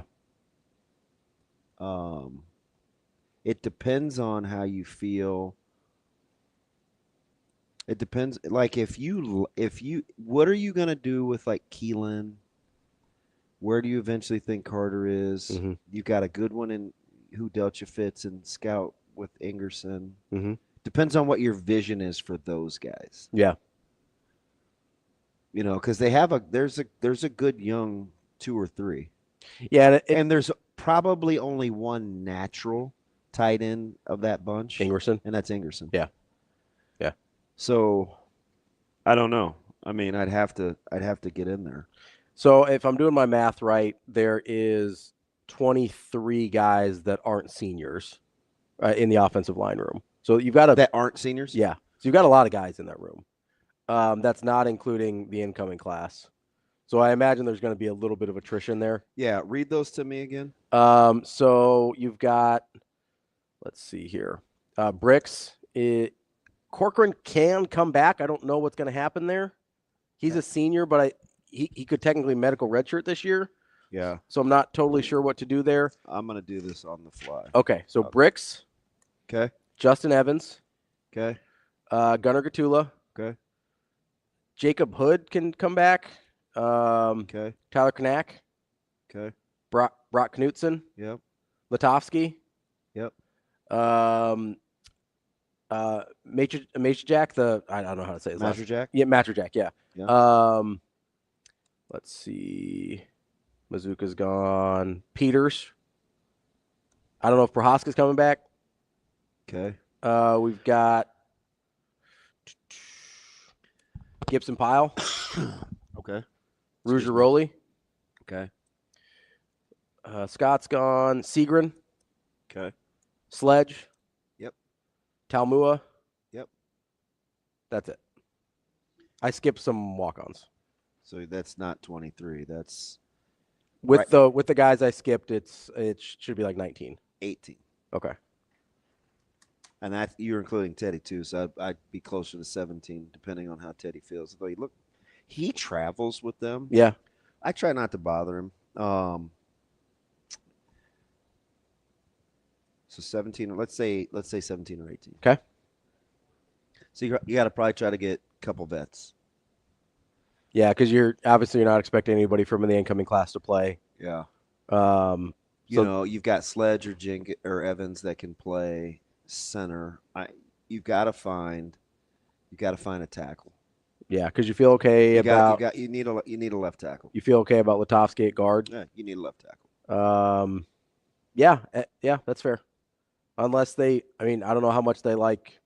I think they wanted to try Bricks out at tackle. I don't know if that's a left tackle. He's awful young and no playing experience. Yeah, so it depends on how you feel about him probably.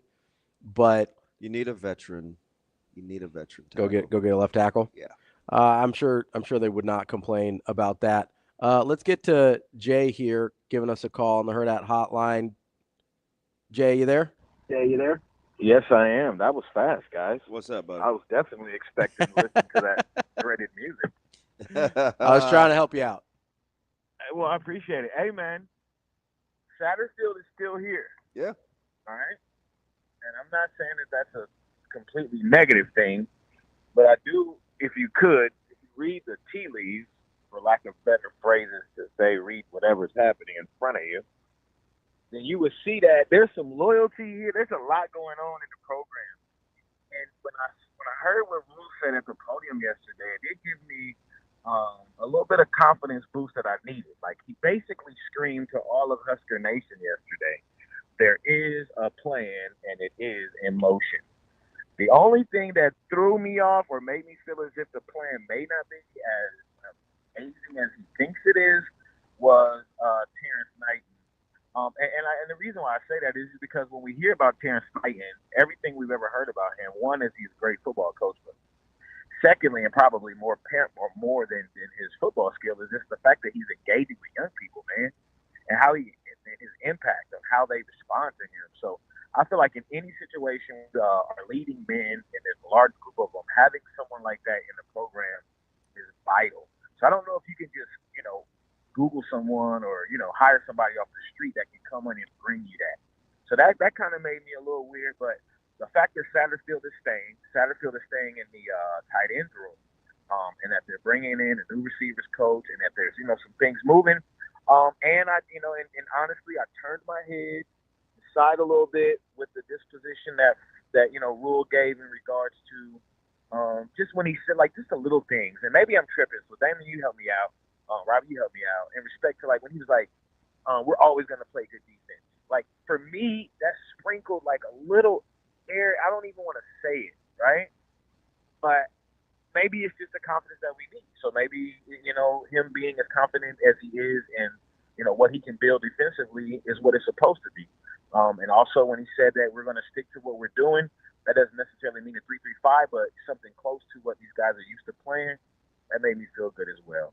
So all in all, gentlemen, I do feel like what he put in the ground last year in respect to the recruiting class, all those Omaha kids and this new recruiting class that we have here, and him telling us, screaming it, we're going to hit the transfer portal. I believe that, we're headed in the right direction. Hopefully we get a good bowl game and a good win, and the offseason is amazing. Guys, have an amazing holiday season. I appreciate that, Jay. Go ahead. You cut him off? He was gonna say something in closing, Shane. Appreciate the call there, Jay. I liked his closing mark. Have a happy holiday season. Why didn't you just tell me Frank had the number in the chat?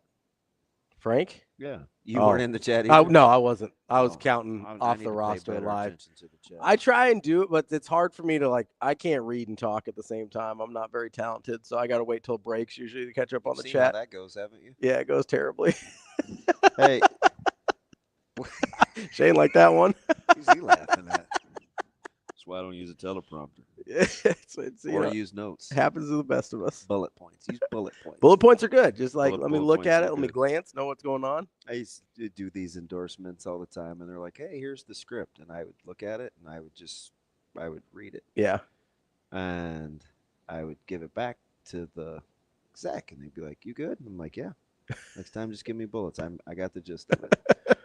We have a guy that always gauges the wind. He has a wind thing. Yeah. And he writes them down on the dry erase board, and it's handy. And I do a lot of the special teams with Journey, just in a return game. Mm-hmm. And he'll say, hey, it's 4.2 out of this direction, 5.7, and I wasn't paying attention, and then he showed it to me, and I looked at it for about 10, 15, 20 seconds, whatever it was, and I gave it back to him. Coach Forsythe looked at me and he goes, what was that? And I go, I just had to memorize it because it's too much to read. And he's like, dude, you're a sicko. That's just our process. It's too much to read. I just have to memorize it. Man, Frank had my back, though. He said 17 right off the bat. Well, that was a few minutes ago. Sorry, Frank. I didn't. Could have saved me the work.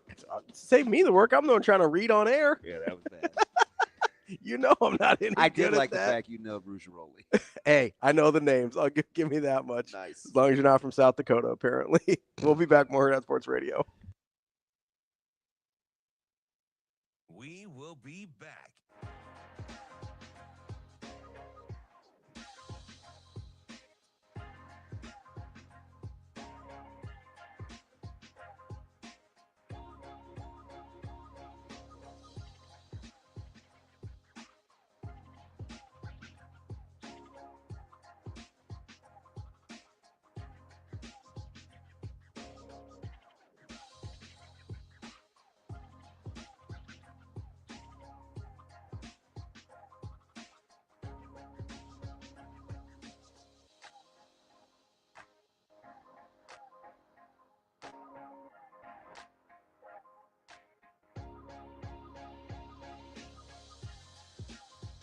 We will be back.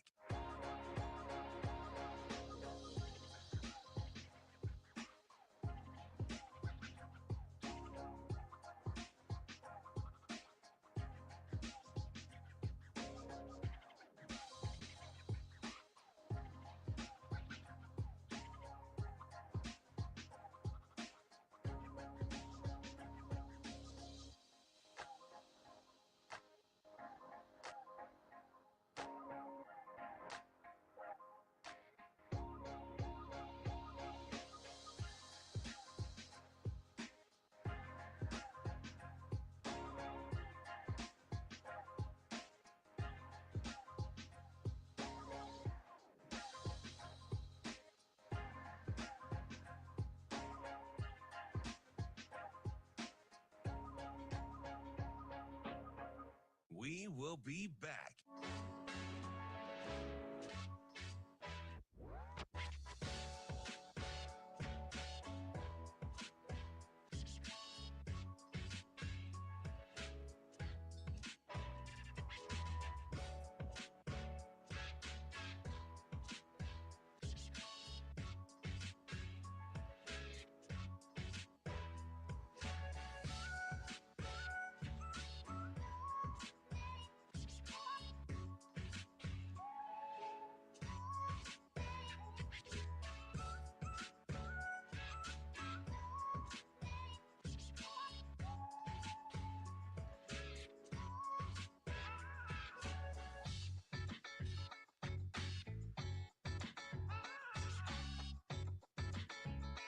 We will be back.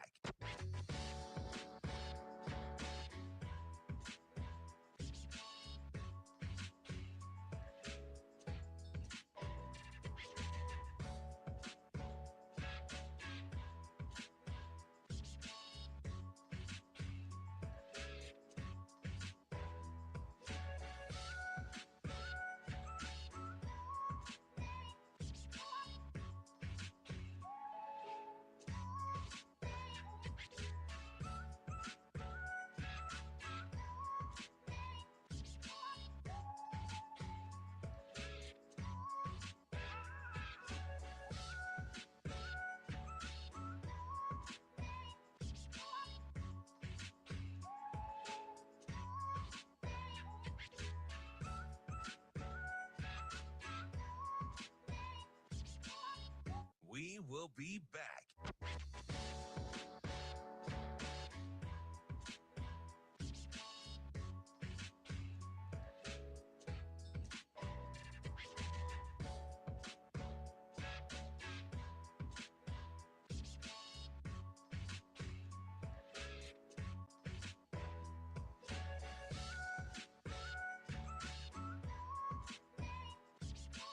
We will be back.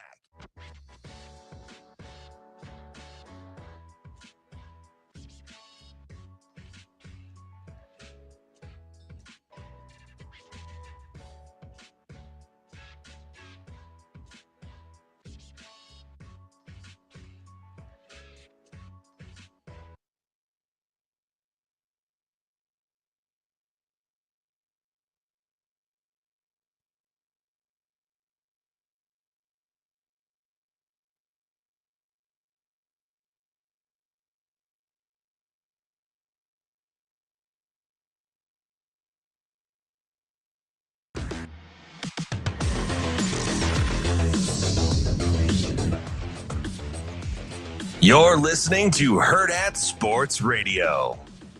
Fact or fiction, it's a challenge to coach across all the time zones in this conference with travel. That's kind of been a national thing. Like you've been a lot of places. Can you see that being something you've got to navigate efficiently? You heard of airlines, right? Yeah. So, I mean, airplanes get you there quick. Yeah. I'm gonna like you. Welcome back, Hurrdat Sports Radio, AM 590, ESPN Omaha, ESPN Tri-Cities. If you're headed to work, make sure you've got your seatbelt fastened and make sure it clicks. It prevents injuries and saves lives, but only if worn properly. This message from the NDOT. I don't know that car is going to be Dana Holgorsen's mode of transportation there. But he just cracked old Jessica up, didn't he? Make fun of DB. you know, airlines exist, DB. He said, "You ever heard of planes?" That was good. I do kind of appreciate that, though. Like, I get the traveling is a thing, but it's also like, this isn't 1950. You're not taking a train across the country. Yeah. It's going to be all right. Okay. Like, Nebraska's not flying through more than 3 hours anywhere. Listen, my guy. They can't. You still have to get back for the next day or that night and set the schedule. Yeah. Right? Because in that same vein, then you should be eye rolling at Big Ten Media Days when you heard Coach Rule talking about playing across 4 time zones. I mean, a little. So where were you then? I mean, a little, yeah. But you haven't heard of planes? Whatever, nut butter. Be quiet. You big nutter butter guy? That's not what I was talking about. No, I don't like processed peanut butter like that. Oh, okay. You don't like cookies much either. No. Not a big carbs guy. No. You should have seen our to-goes for the plane on the For way Iowa? back. Yeah. Because, hey, I got caught. Ooh, because usually you have food at the airport and then food as you board the plane. But they all ate together at the stadium. Oh, okay. We had to be there at 5. Yeah. On Thanksgiving. So, which, again, if you think anybody close to me would tell me that that's what they're doing, you're wrong. They don't. So the whole day, right? Because my mom doesn't eat till 4:30. Yeah. And so I'm like, fudge, I'll snack on something on the plane because there's not going to be anything open in Iowa City. Crickets. Nothing on the plane? Nothing. Oof. Except the snacks, right? Yeah. The jerky and the whatever. I'm like, OMG. Having some so immediately, B-Mac, like, gets my Wi-Fi going, and I'm like, restaurants near Coralville. Restaurants near nothing. Yeah. Nothing. I'm like, oh, boy, guess I'm eating at the hotel. There's a Steak and Shake in Coralville. Not open on Thanksgiving. Yeah, probably not. So, but on the way back, they had the big boxes and small boxes of this particular chain restaurant. And in the big boxes were 2 sandwiches, nuggets, chips, and a cookie. They look like a shoebox. Okay. Already prepackaged. And the small boxes on the other side were, I think, just like, I don't know. I would never have gone down to the smaller boxes, but I think it was just like the nuggets and the sandwich and whatever. Cookie or whatever. Yeah. And I'm thinking to myself, ooh, this is nice. Then when we got to the airport, they had all different kinds of subs. Yeah. Like from this other particular establishment. And I looked at Kristen and I was like, this is going to sound weird, but can I take 3? She's like, take all you want. I said, are you sure? And she's like, yeah, go ahead. Because they don't really care and they want to use them, obviously. Yeah. So I saw her yesterday and she's like, what's up with the, you don't look like you eat 3 sandwiches. I was like, oh, I need the meat off of there. And she just eye rolls. And one of them I didn't even eat. So I got stuck. You eat a little bit. I couldn't believe I calculated wrong. I was going to eat my hand on the plane. It was just, Ben was like, you going to be okay? You don't like to eat while you're traveling, though. No, I don't. Or before you're traveling. I don't. So, I mean, would you have actually eaten anyway if you had the chance? Yeah, I take it back to I do the same thing every time. I take the food back to my room. Okay. But you still would have been hungry on the plane. Yeah. You just would have been able to resolve the situation sooner. I didn't know about restaurant food. Yeah. It's like the Water Grill or something like that. It's fine. Yeah, I mean, that's, it's a hotel restaurant. Kind of is what it is. That's pretty good, actually. Yeah, not bad. Yeah. I do appreciate that about hotel restaurants, that they're going to be open. A lot of them are pretty good, too. Like, I'm shocked at the quality. That's where the wife started, was in the hotel restaurant before she moved down to banquets. Yeah. And so she always ended up working Thanksgiving because they always have people in there. You got to keep that thing rolling, That thing what? Got that thing rolling. We actually went in to see her on Thanksgiving one year, and it was like, so they had a bunch of leftover, like they made rib or like prime rib and stuff for people. And so they just had a bunch of leftovers. So we got hooked up pretty good. And this is like the hottest of the hot takes for me. Not a big prime rib guy. I think it's overrated, even though the ribeye is the greatest steak ever. Yeah. Because you have to eat it so fast. The ribeye or the prime rib? Yes. Yeah. Listen, I'm probably not going to choose prime rib. And why doesn't the fat gelatinize on a ribeye the same as it does the prime rib? I mean, I think it's opaque after like 5 seconds. I don't know. I don't have a good answer for you. I mean, don't get me wrong. I'm bombing on it, but yeah, it's not going to be my first choice. It's not my first choice, even though I love a ribeye. I do. Ribeye is my favorite cut. It's not even close by far. But I never order prime rib. I don't either, but like it's around sometimes and I'll eat it. Like it's good. But you know what I think it is? What's that? Just processing through it right now, real time. It's the cooking method. Oh, with the fat. I don't love almost any meat out of the oven. Yeah. Not an oven guy. Not a You want protein. the sear? Not a pro. Yeah, I think that's You want the grill and the sear? That makes sense. Not a protein out of the oven kind of guy. Like I'll take grilled chicken over baked chicken. I'll take smoked turkey over oven baked. Sure. Oh, and I certainly don't like roast. Yeah, I'm not a roast guy. Mom, she's like, oh, but this is this crown roast, and I was like, yeah, but it's still out of the oven. No. Or like the crock pot. You guys ever do the roast in the crock pot? Not like you specifically, but like when you were a kid. I'm black. Oh. No. Black people use crock pots? Is that a thing? I'm learning that real time. I'm black and I'm hoping.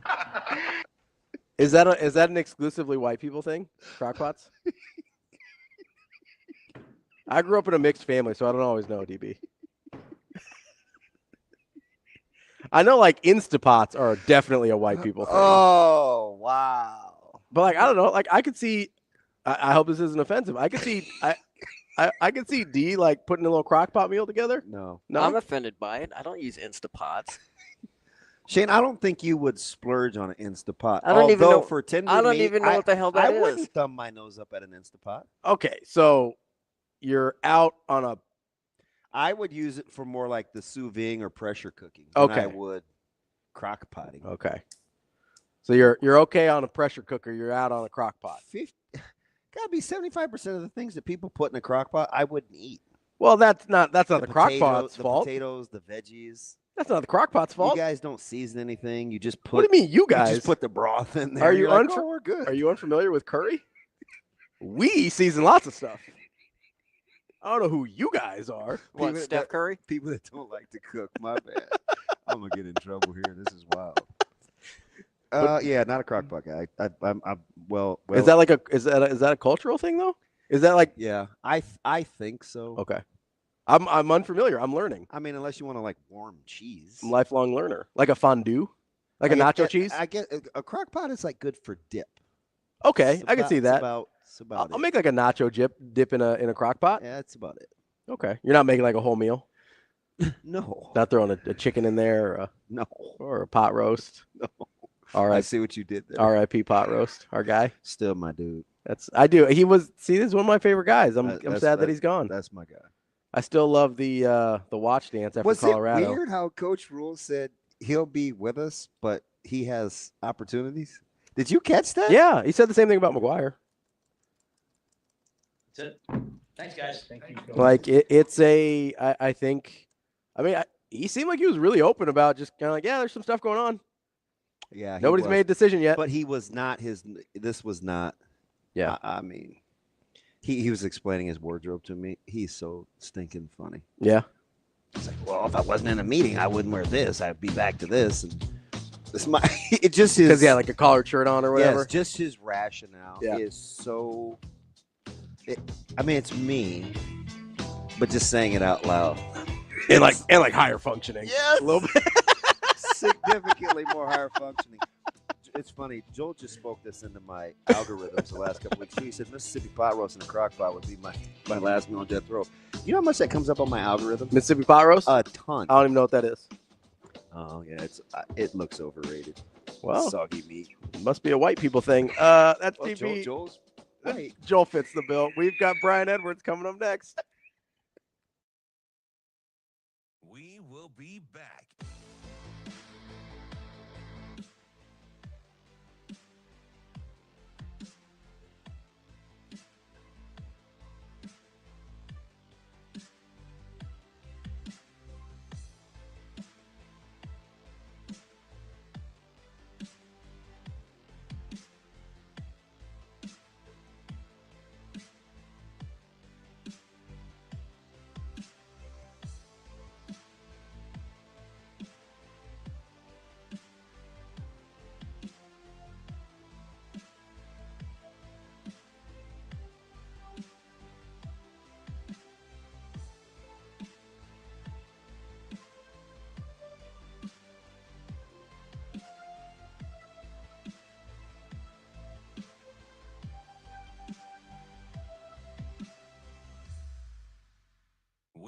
will be back.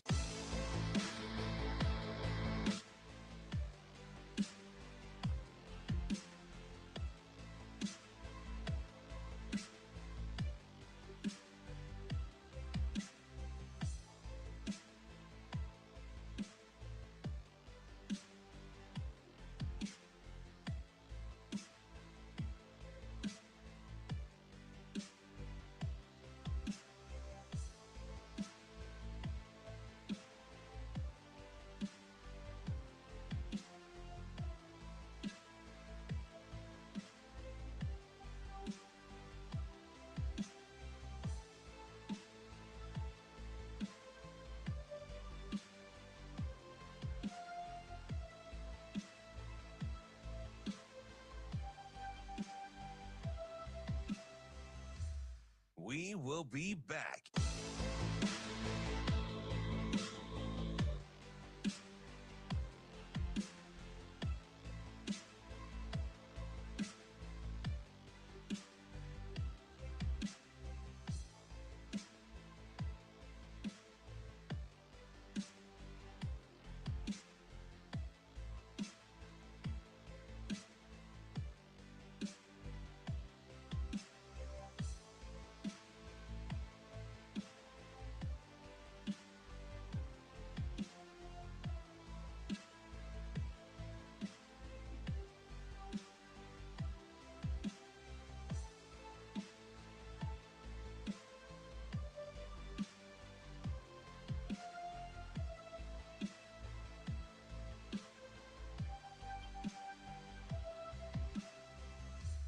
We will be back.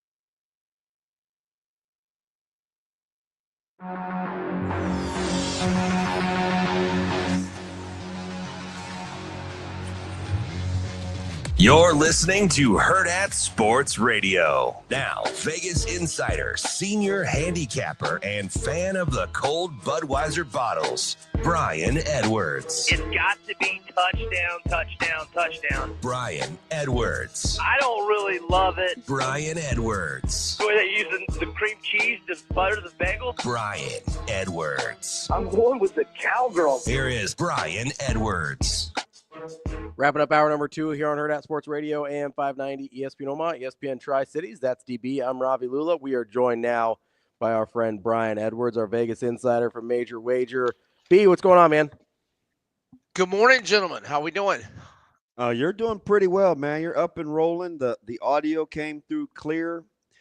I do have a very important question, though, B. Why does he always look like he's reading in small font? No, it's more. It's more.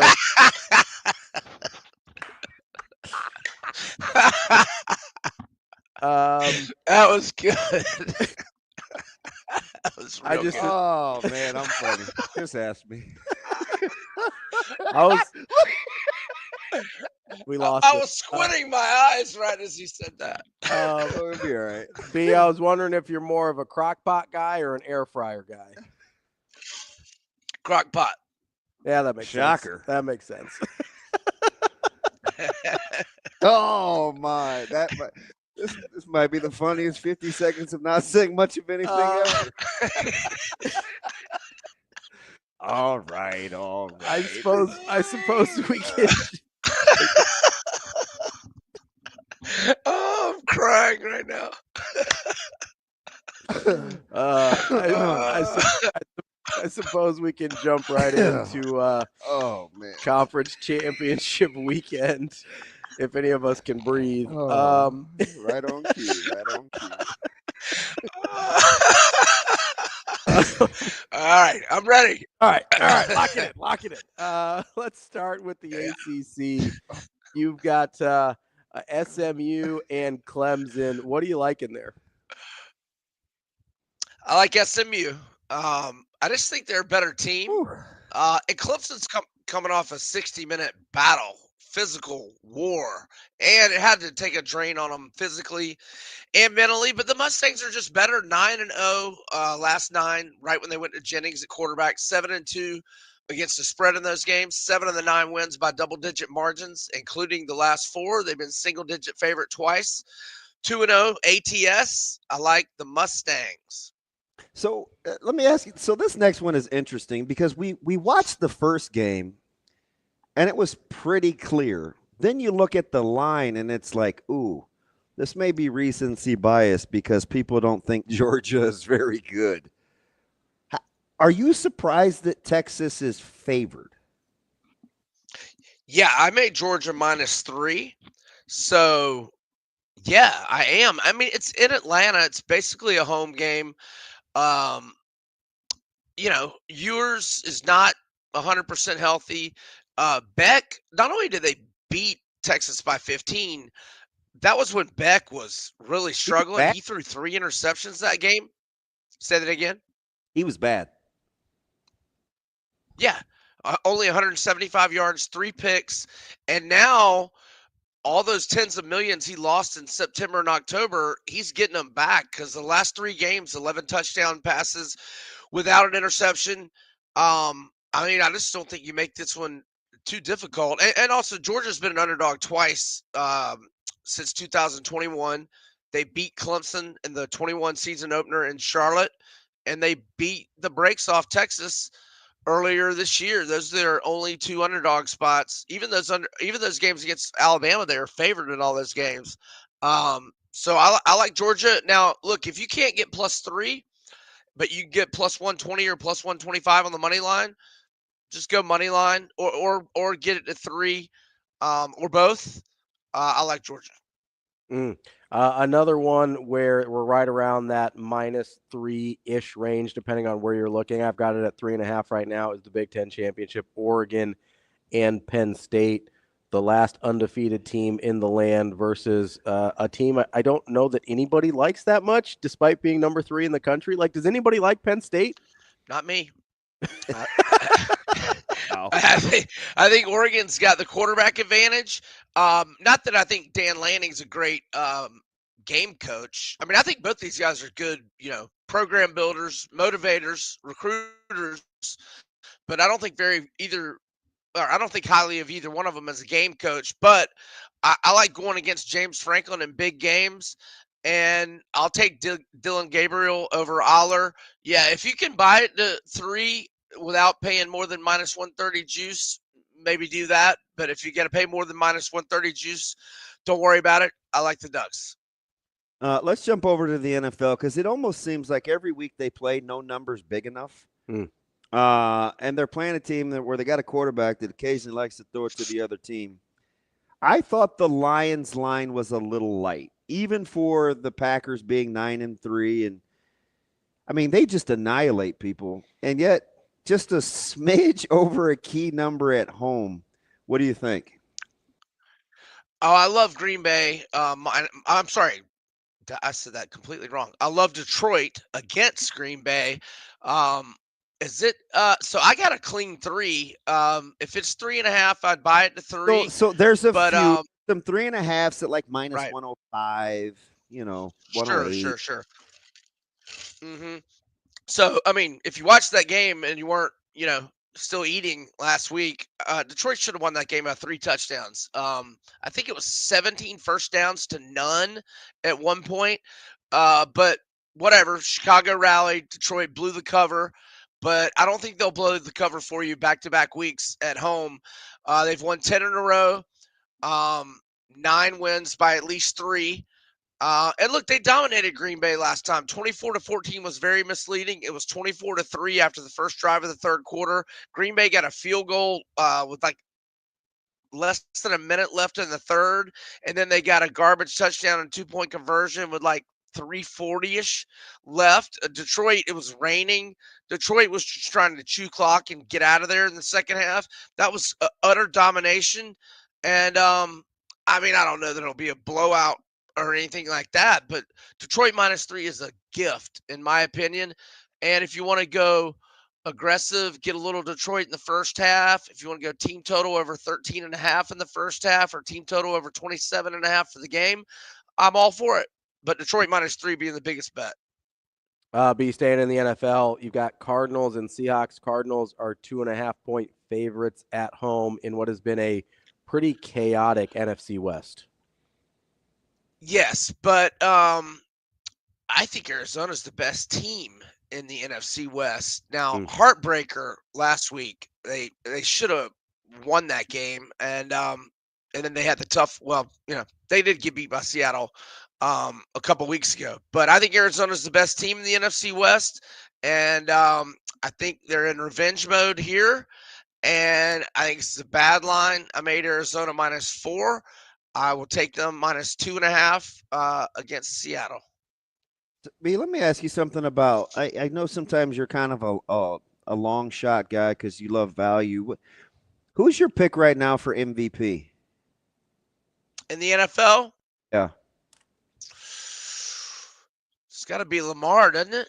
Well, no, they've lost so much. Gosh, let me get to the odds board. Do you have any futures on like Rookie of the Year or MVP or anything like that? Yeah, so I got Jaden Daniels at 8-1, back in like June, or I might have even bet it before that for Rookie of the Year. You gave us that one, so that I do remember that. Now, I did hedge a little bit with Bo Nix last week because he'd been playing well. Just because I'm set to make an 8-1, so I took Bo Nix plus 130 in that just as a hedge. But I don't even know if I looked at Jaden's box score last week, but they were up 28, nothing like that. So, and I got Jaden to win MVP, but I forget what odds. I mean, I think he's out of that unless he just really comes on strong. So here I'm trying to get to the MVP odds right now. Got Josh Allen at -250. Oh. And I think Barkley's the next closest, but he's plus money. Allen's the only one minus money. Barkley's anywhere between plus 300 and plus 450, depending on where you're at. And then Lamar's plus 900, plus 1,000 in that range. See, Barkley may not be a bad flyer, B, because they're going to Philly's really good. And he might, he's going to run down 2K. He's who I want to win it. I mean, if I'm being honest. Like, he's been incredible. Yeah, I see plus 450 at FanDuel. I think you take Saquon right now. I mean, the Bills could lose this weekend. Bills lose a couple games. I mean, Philly's won what? How many have they won in a row? 8 or 9? And I'm telling you, B, they're cruising. They're cruising. That's a good football team. Yeah, and I mean, Devontae Smith hasn't really been healthy the last month. I get it. Losing Ingram, they've had some injuries, but it doesn't seem to matter. Is there any? Yeah, my point being the injuries, like they're gonna get better or they're gonna start playing better. I mean, Devontae's hamstring, right? I mean, that's my point. Yeah, no, I think Barkley's worth something at plus 450. Is there any part of you that looks at the Lions and say, hey, this might just end up being a best player on the best team, and you're like, hey, maybe a flyer with Jared Goff at plus 1,500? He doesn't get any love, man. People want to give it to Allen. I don't disagree with that, Ravi. I could hear that because Detroit's won 10 in a row. They're gonna, Barkley and Goff, I think, are worth flyers. I do have a lot of futures on Detroit to win the NFC North when Minnesota was ahead of them by a game or two. I've got Detroit to win the NFC, the Super Bowl. I'm all about Detroit. He's all about Detroit and the Crockpot. That's our guy, Brian Edwards. Appreciate your time as always, B. We'll talk to you next week. Thanks, B. Fun hang, gentlemen. Y'all have a good weekend. See ya. We've got some NFL with Arie Hassan coming up next. We will be back.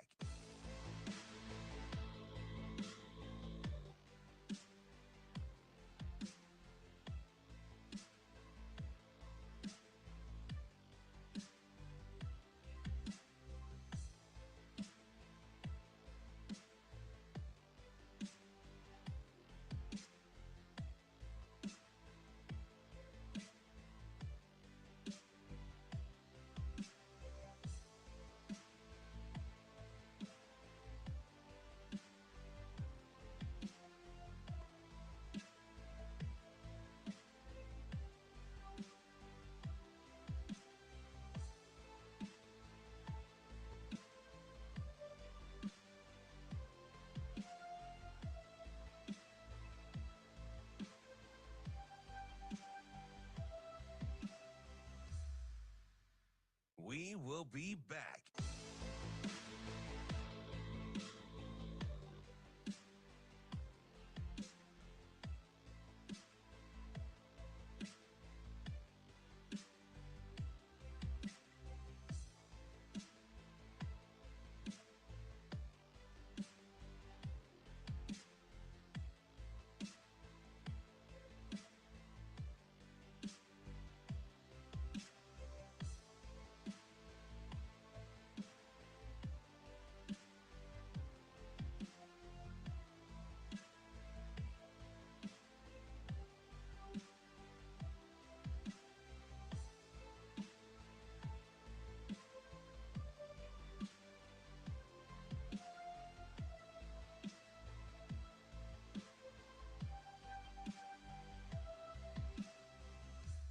We will be back.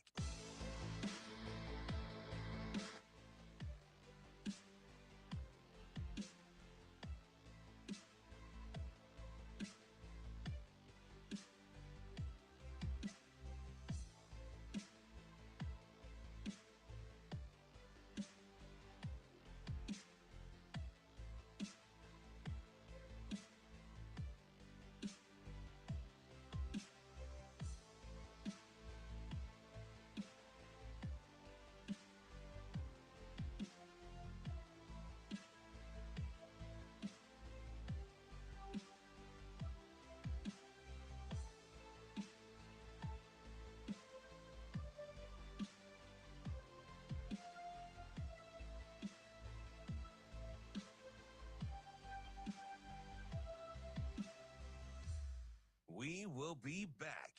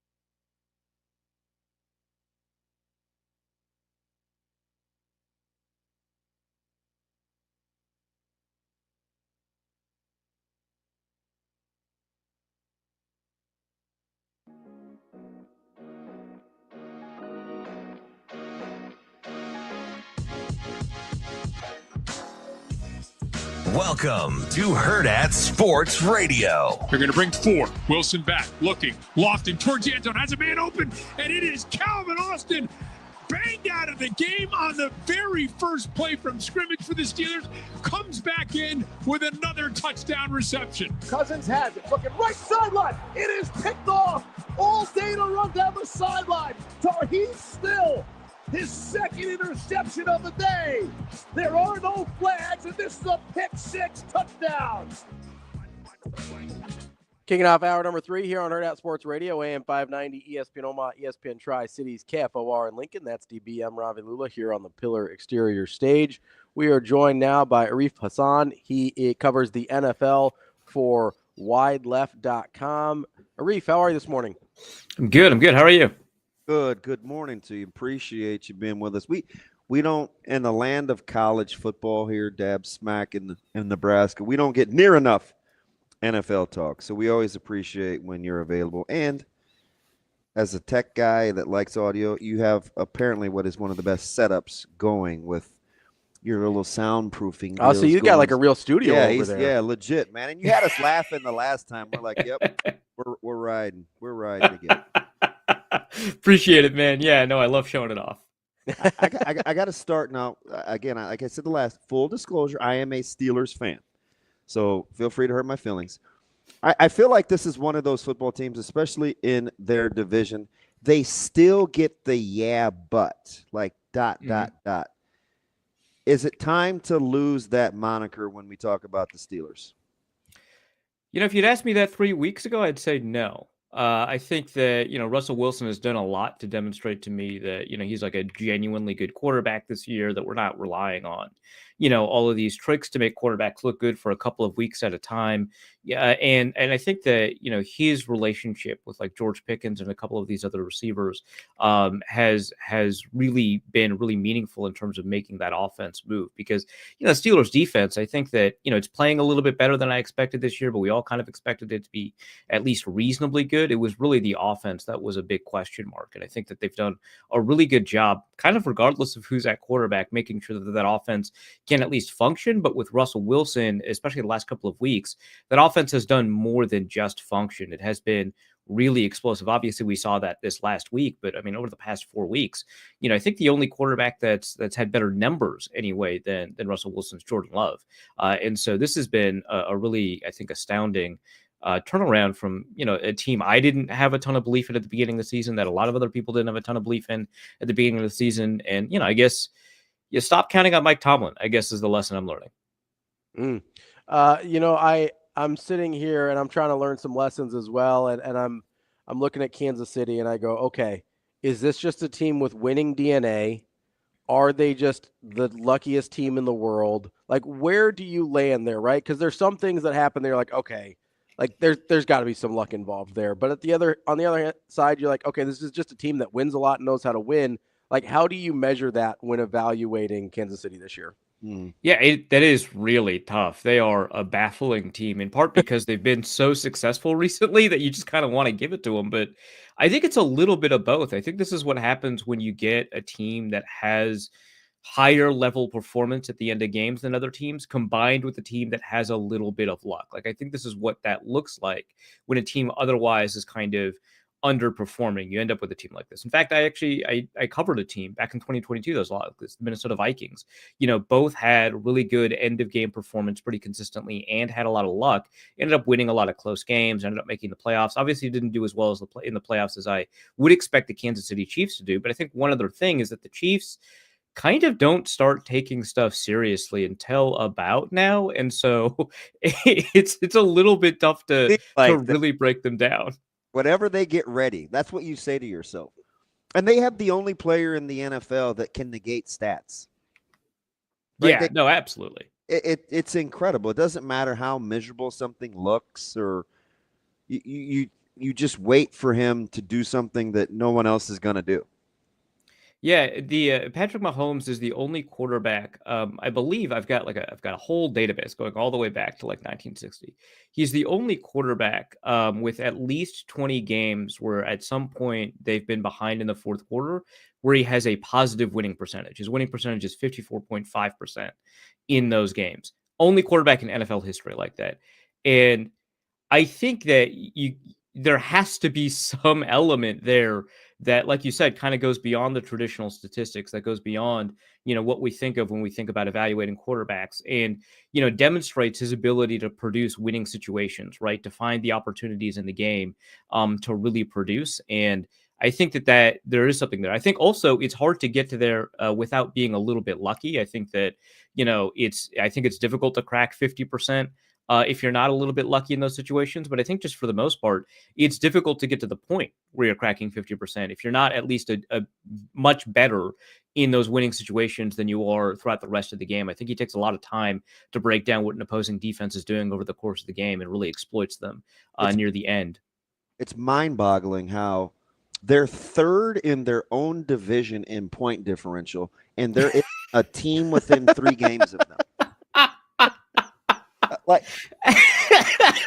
That's outstanding. I just want people to understand that they're third in their own division in point differential, and there isn't a team within 3 games in their division. And for the record, my worst to first sleeper leads that division in point differential.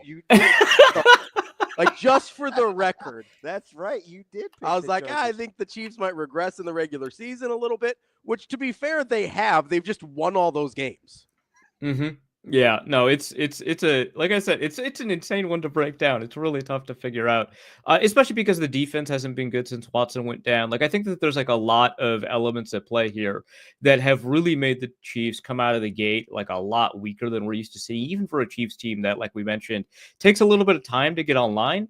But, I just think that when you've got somebody like Andy Reid, when you've got somebody like Patrick Mahomes, navigating the path to victory is a little bit easier. And I think that that's kind of the way to think about this, is that, they know kind of what a win is going to look like in terms of the step-by-step process at the end of the game in order to produce that. Now, against the Raiders, I would say they were more lucky than good. Like, I'm not going to just give them wins that were like a product of just their skill. I think that they were pretty lucky there.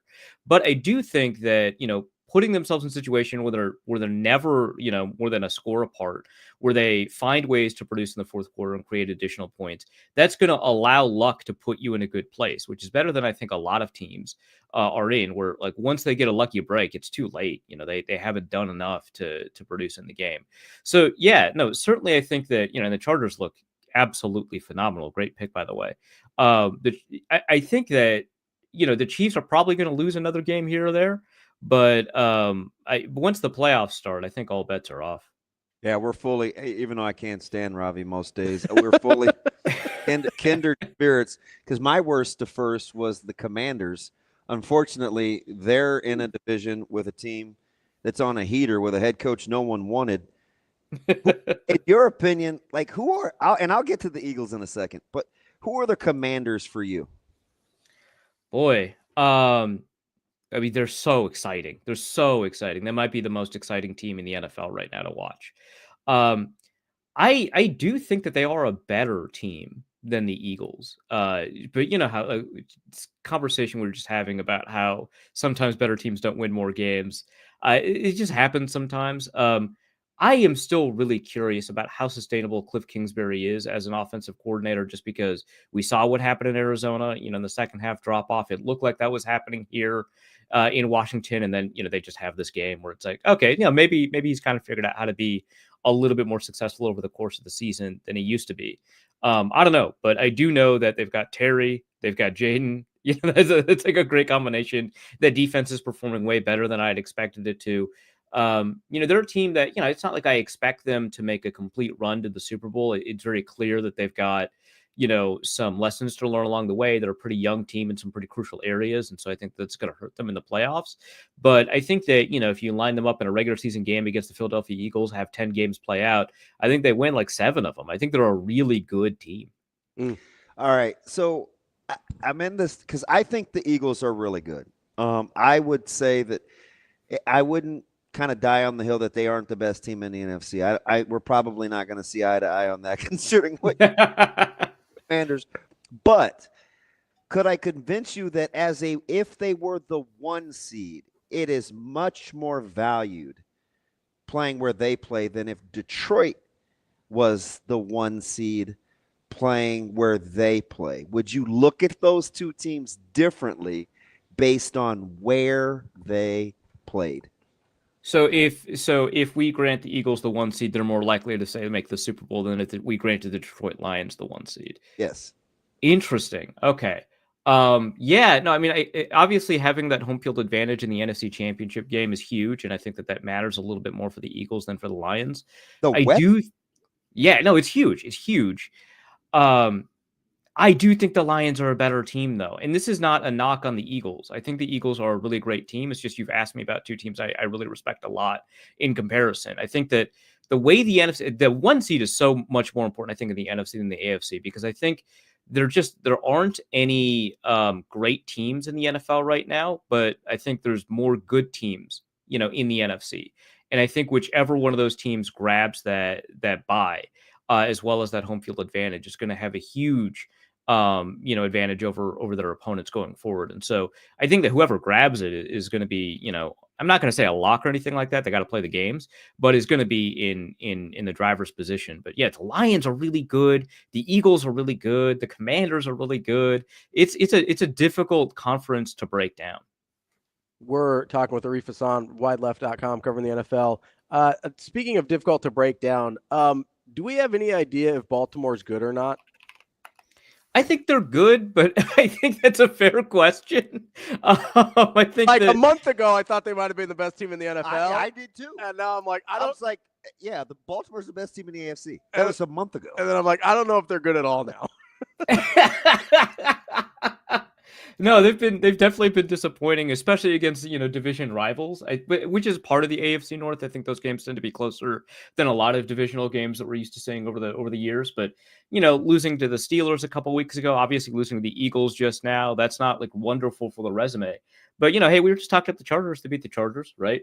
And I think the Bengals are better than their record, and they beat the Bengals. So it's a situation where you grab a couple of losses and a team that you put on a pedestal is no longer on that pedestal, but they are a good team. But like I said, there are no great teams in the NFL this year. I don't think, even though we've got a couple of teams with only 1 or 2 losses, I think that a lot of these teams are good. Plus they got a little bit lucky. That's just kind of what happens sometimes. And I think here the Ravens were just not one of those teams that got a little bit lucky. So yeah, I think they're a really great team. That defense is flagging a little bit. They've got a couple of injuries that are going to make them a little bit less of a strong defense than they were at the beginning of the season. And Lamar was playing some truly, truly outstanding football for the first 2 months of the season, and that has dropped off a little bit. And so that's really going to hurt them if that doesn't, move back up, because in the AFC, you're dealing with somebody like a Josh Allen, who's right now like an MVP favorite, who's playing really well. Obviously, again, like we talked about, Patrick Mahomes might just turn it on in the playoffs. So he's got to find that quality that made him an MVP, candidate 3 weeks ago. But, I think they are like a good team. I think it's going to be difficult to play them in the playoffs, but there's a lot of good teams. I don't know. With that in mind, even if Lamar Jackson does kind of regain his form from earlier in the season, is that enough to make you trust Baltimore in the playoffs? At what point are you just like, oh, this is just who they are after the regular season? I think that this is a really good opportunity for a team like Baltimore to advance in the playoffs, because again, the Chiefs aren't as good as they usually are. I think that makes them a little bit vulnerable. The Bills obviously are having a really great season, but I think one thing is that I thought Josh Allen, when he was throwing all those picks last year, was better than he is this year when he's not throwing as many picks. Both really outstanding seasons. I don't want to knock either of these seasons for him, but I don't think he's playing as well. And maybe that's because he doesn't have the receiver core he's used to having. Depends. We'll see how much Amari Cooper, features in that offense going forward. But I do think that there are more opportunities here to knock off some AFC stalwarts, right? The Bengals might not even make the playoffs. And so you've got all these quarterbacks that are not playing up to the level that you typically expect to see them play at. And that gives, teams like Baltimore an additional edge when it comes to, throwing off the schneid, making sure that little tiny playoff curse, whatever you want to call it, doesn't really impact them. And I know they've got a really great coach that knows how to win in the playoffs, that knows how to close down games, knows how to coach a team through championships. And so I do think that this is a really good year for Baltimore to, make it to the Super Bowl and show something out of these wonderful regular seasons they've been having. Can you imagine how good Buffalo could be if they actually understood that how good James Cooks is? How that guy?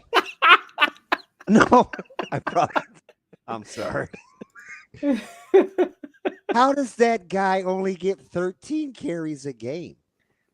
He's so good and so underappreciated. It's like, all right, well, Ray Davis here. Let's go. We'll throw you some carries. Josh out. You running the little like James Cooks is legit, and he has 13 carries a game. It's incredible.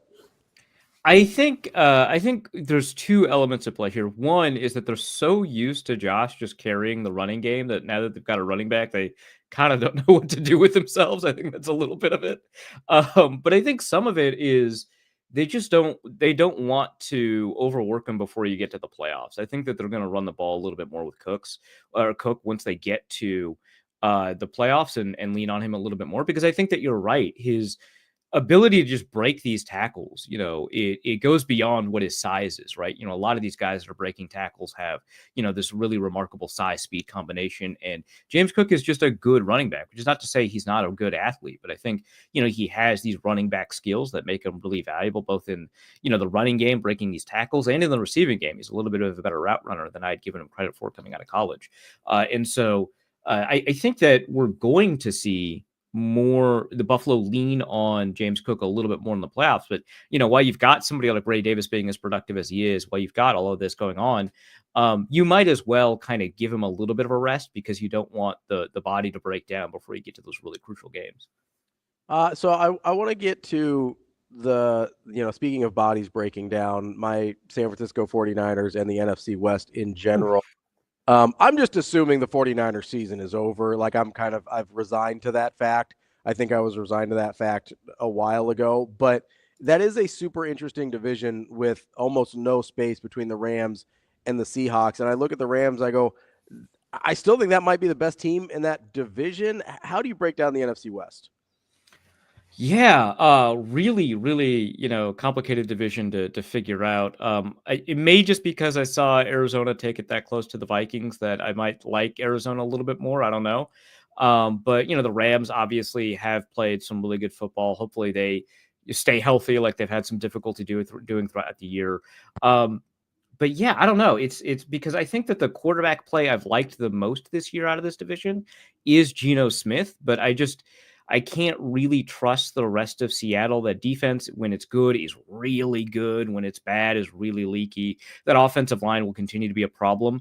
And that is a little bit of an issue for both the Rams and the Cardinals, too, that offensive line issue. And so I don't know what else can separate a lot of these guys. I think that, again, we were talking about luck. I think that the luckiest team ends up winning this division, because I think a lot of them are really, really close. Man, I think I like the Cardinals the most, just because I like the growth we've seen out of Jonathan Gannon as a head coach. I like how that defense has really adapted to the personnel that they have, which is a huge problem they've had over the past couple of years, really taking advantage of all the personnel that they've had. And their coverage unit in particular has gotten a lot better, because it was a disaster at the beginning of the year. They've really figured out who they have, how to best use those players. Not that it's a great coverage unit right now, not that it's a great pass rush right now, especially with all the injuries they have at edge rusher, but they are manufacturing ways to produce production on the defense, which is kind of all you need, I think, when you get that offense going. I'd like to see them use Marvin Harrison a little bit more, but Kyler Murray's playing at a really high level. Trey McBride is playing at an elite level. I don't know if he's an elite player, but he's playing at an elite level right now. And I think that kind of mismatch is going to give them an advantage when it comes to this divisional race. All right, let me get you out of here on this one. In the AFC South, who's the best team in your opinion, and how much of it has to do with Kirk Cousins having a 1.3 to 1 touchdowns to interception ratio? Man, oh geez, I think it might be the Buccaneers, but it's tough. Cousins, I think, is gonna. That's probably his worst game of the season. I don't think he's gonna have another game like that. So I don't want to just evaluate him based off of that Chargers game, but I do think that we've only seen 4 or 5 good games from him. Mind you, they've been outstandingly good games. But I think the fact that, we haven't seen a ton of good games throughout the season from him is an indication that they can't really sustain this. That defense is playing just all right. It's not going to do enough to kind of cover for those mistakes. Not that anything could cover for kind of what happened in that Chargers game, but I think going forward, when you have offensive mistakes, they just don't have the ability to recover from them. The Buccaneers kind of do. I also just think Baker Mayfield, this is not a sentence I thought I would say, but 2024, Baker Mayfield's more consistent than Kirk Cousins. And I think that's going to drive them to a little bit more in terms of victories. So I like Baker Mayfield's ceiling in this offense with what they're doing, even when they've lost Dave Canales and even when they've lost a couple of receivers to injury. I think that he is finding ways to take advantage of, how well Bucky Irving is playing, getting Mike Evans back, figuring out kind of all of those pieces, Kate Otten, figuring out all those pieces together. I think he's doing more to figure that out than Cousins is doing with a much, much better offensive supporting cast. And I think that level of consistency is kind of what's going to drive them to win that division. That's Arif Hassan, wideleft.com. Arif, we appreciate the time as always. Great good stuff. We'll talk again soon. Yeah, absolutely. Thanks for having me. Thanks. That's Arif Hassan. Make sure you check out his work at wideleft.com. Who do you think's better, the Eagles or the Lions? I think the Lions are better, but I think it's really close. Like I wouldn't die on that hill. Yeah. Well, nor would since you told me that Hurts isn't a Super Bowl caliber quarterback. Yeah, I'm going to have to. Well, I'm going to pivot with the best MVP running back season we've seen of all time. So, although Hurts is balling, he is. He's playing really well. You're such a hater. I mean, listen. Oh, I'm going to pivot. Yep. It's like I had to do with Jason Tatum. He was the 4th best player in the Celtics championship. That's not a guy. Not a Lulla star. Incredible. Just got to be ready to wiggle. No, I want it to be known that I was exactly right about the Chargers. I just did not anticipate. That's how I feel about the Commanders. The greatest luck season of all time we've ever seen. It's wild. Believe me. Again, 3rd in point differential in your division, and there's not a team within 3 games. Yeah, it's not even close. It's not even close. But this is exactly what I thought the Chargers would be. Exactly. Yeah. And I don't. Yeah, I will say you crushed the Commanders. That was a good one. I wasn't sure they were going to nailed the Bengals. I wasn't sure they were going to. And I wanted to take the Chargers, but I said I couldn't ride with you on the Chargers because of the Chiefs. Yeah. I did not anticipate. We talked about how good Harbaugh is in year 1. Yeah. How they're built for it. It's like best quarterback he's ever had. I mean, he's got slightly above average receivers playing out of their gourd. That was the thing that you really struggled with. I know. I just didn't know if they would catch the ball in those. Yeah. And I was like, we're just riding with Ladd McConkey. No, listen, and look at how Justin's playing. Yeah. I mean. Yeah, they're playing a way that is very conducive to what Jim Harbaugh likes to do. Yeah, I wish. I mean, this is dumb because I'm a Steelers guy and it's the Keystone State. I don't mind the Eagles. No, I like how they play. Like, they're fun to watch. What's really dumb? What's that? I'm not a Barkley guy. Really? No. They jump too much? That's part of it, I think. Kind of. You don't like guys that jump. A little too unconventional for me, but yeah, he's incredible. I mean, didn't you like Le'Veon Bell? It's about as unconventional as it gets. No, I hated Le'Veon Bell. Yeah. DB, big Le'Veon Bell guy. No. I still leave Barfnick lunch over Le'Veon Bell. Well, you better pay up. I know. I'm glad that the lunch bets don't go both ways, where you don't collect and you don't pay up. Gosh. We'll be back with more Hurrdat Sports Radio. We will be back.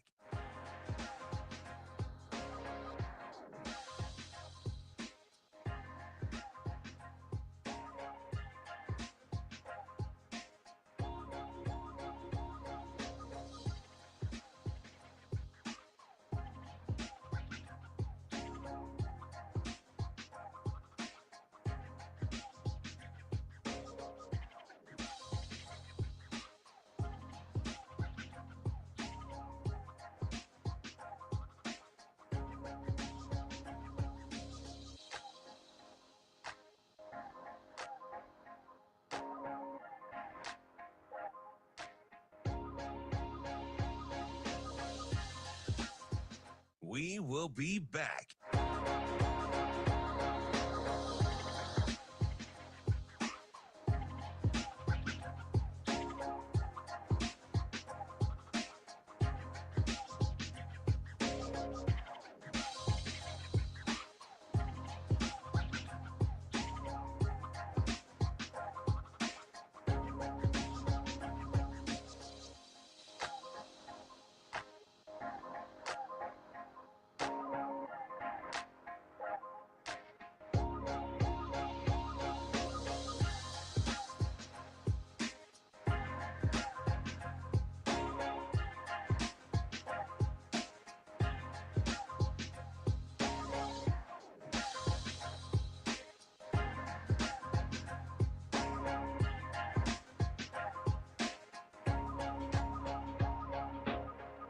We will be back.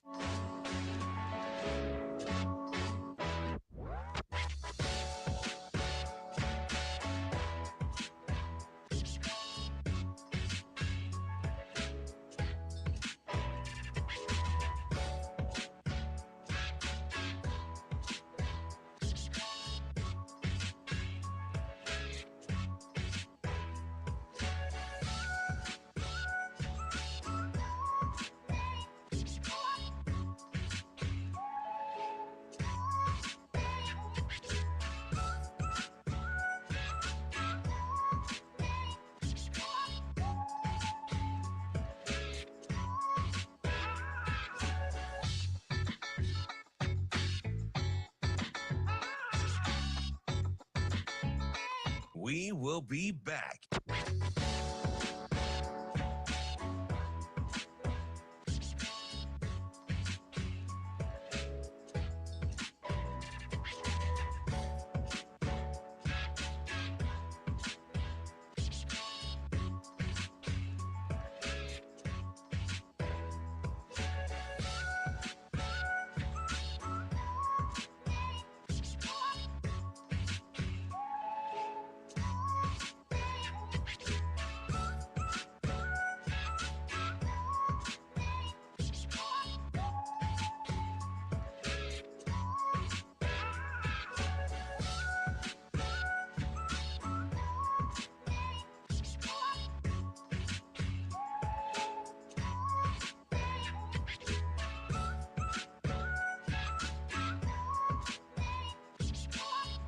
We will be back.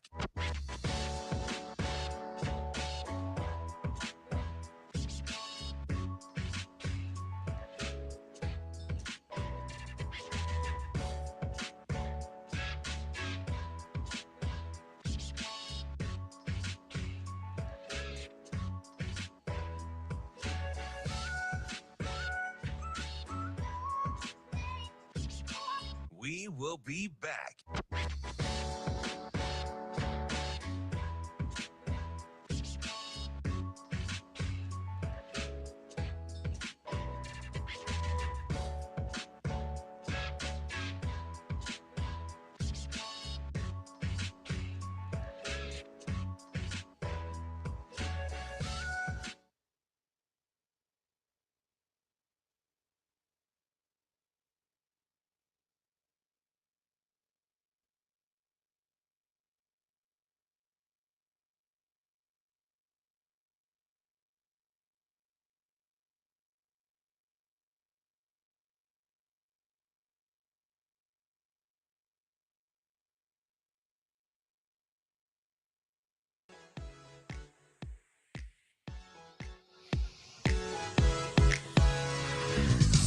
You're listening to Hurrdat Sports Radio. Welcome back to Hurrdat Sports Radio, AM 590, ESPN Omaha, ESPN Tri-Cities, KFOR in Lincoln. That's DB. I'm Ravi, Lulla. It's time for Bet On It, brought to you by Warhorse Sportsbook, the best place in Nebraska to place your sports bets. Make sure you get to the casinos in Lincoln or Omaha to get your sports bets placed. Warhorse Sportsbook, no bets, no glory. No glory. Hey, you've been getting a lot of glory lately with all your winners. Hey, listen. What's up? So, apparently, I think you can bet on this is not a hot take. Okay. I got some people vibing with me, but I also got the people that are like, what are we betting on? That my poll question was, if you're a big ribeye guy, is it okay to be pretty indifferent about prime rib? Yeah, it doesn't make sense. Yeah. I voted. I said yes. It makes sense, right? Yeah, because they're different. Okay. They're different. And maybe more importantly, they're prepared differently. Right? Yeah, the whole oven thing has me. That's probably what it is for you. Because it's a different taste. Yeah. Yeah. Even if the cuts of meat are more similar than they are different. I do like the fact, Aaron, he gave me the mashed potatoes French fry reference. So I'm vibing. They're very different. And he's super practical. You know how he's like super practical. I mean, listen, we could get even deeper in the weeds there we could talk about just different styles of French fries, right? Like I'm not messing with a steak fry, but give me like a little shoestring, crispy shoestring fry. So that was one of Jessica's questions she had for the players, Mhm. like their favorite Like style of French fry. style of potato. Ooh, okay. Oh, I could do this all I day. was surprised how many of the players said mashed potatoes. Yeah, because so there's 2.5 answers for me, and I don't eat any of the 3. Okay. But I love them anymore. Yes, but I love them. It's either a mashed potato, a hash brown, or a tater tot. Anything else, I'm probably not even wasting time ordering. Really? Yeah. So I was surprised at the mashed potato response, and my man Christian Jones. What did he have? Mashed potatoes. So there's Did you see his gear yesterday? I didn't actually. He's wild. Oh no, I did with the shoes. Yeah, and the little spray painted coat. I did see that. Yeah. The people that love mashed potatoes love mashed potatoes. Yeah, my mom's the goat. I'm pretty indifferent towards mashed potatoes, if I'm being honest. Like really? Yeah, they're fine. Like I'll eat them. I like them. Yeah. But if I'm getting a potato, that's not my choice. I honestly, there's lots of things like that that I'll eat, but I'm in totally. That's how I feel about the mashed potatoes are my prime rib of the potato family. That's how I feel about like pork chops. Oh, okay. Like I'll eat them. Yeah, but you're not going to go out of your way. Not typically. There's a couple places I've had though that have really good pork chops, and I will order them there.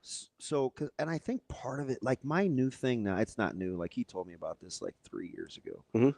But I told you my buddy Kevin is a big pork steak guy. Yeah. So now I'm pork steaks over. I've never had a pork steak. Oh.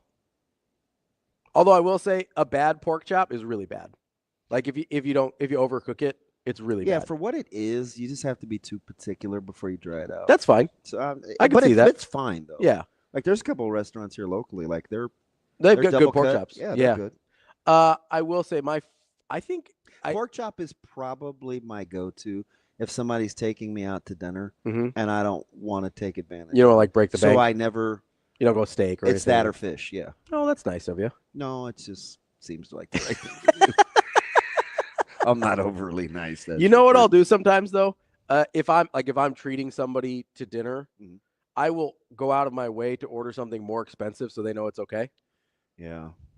Yeah, that's nice. How's the caregiver more cognizant? What do you mean? Than the non-caregiver who pretends to care. Like you're much more indifferent about people than I am. Oh, not the people I like. Oh, okay. I'm more indifferent about more people, like the masses. Yeah. But the people I like, I'm like ride or die with. Right. So I knew you'd have some sort of warped rationale for being a jerk. Well, yeah. I mean, that's kind of my whole worldview is why does it make sense that I'm being a jerk here? But no, I'll if I take people out to dinner, I will, even if it's not really something I want, I will go out of my way to order something more expensive so they know they can order whatever they want. Yeah. Because I like to buy people dinner sometimes. I've been trying to buy you dinner for about a year. Oh my goodness. So now that I'm pretty close to being out of like.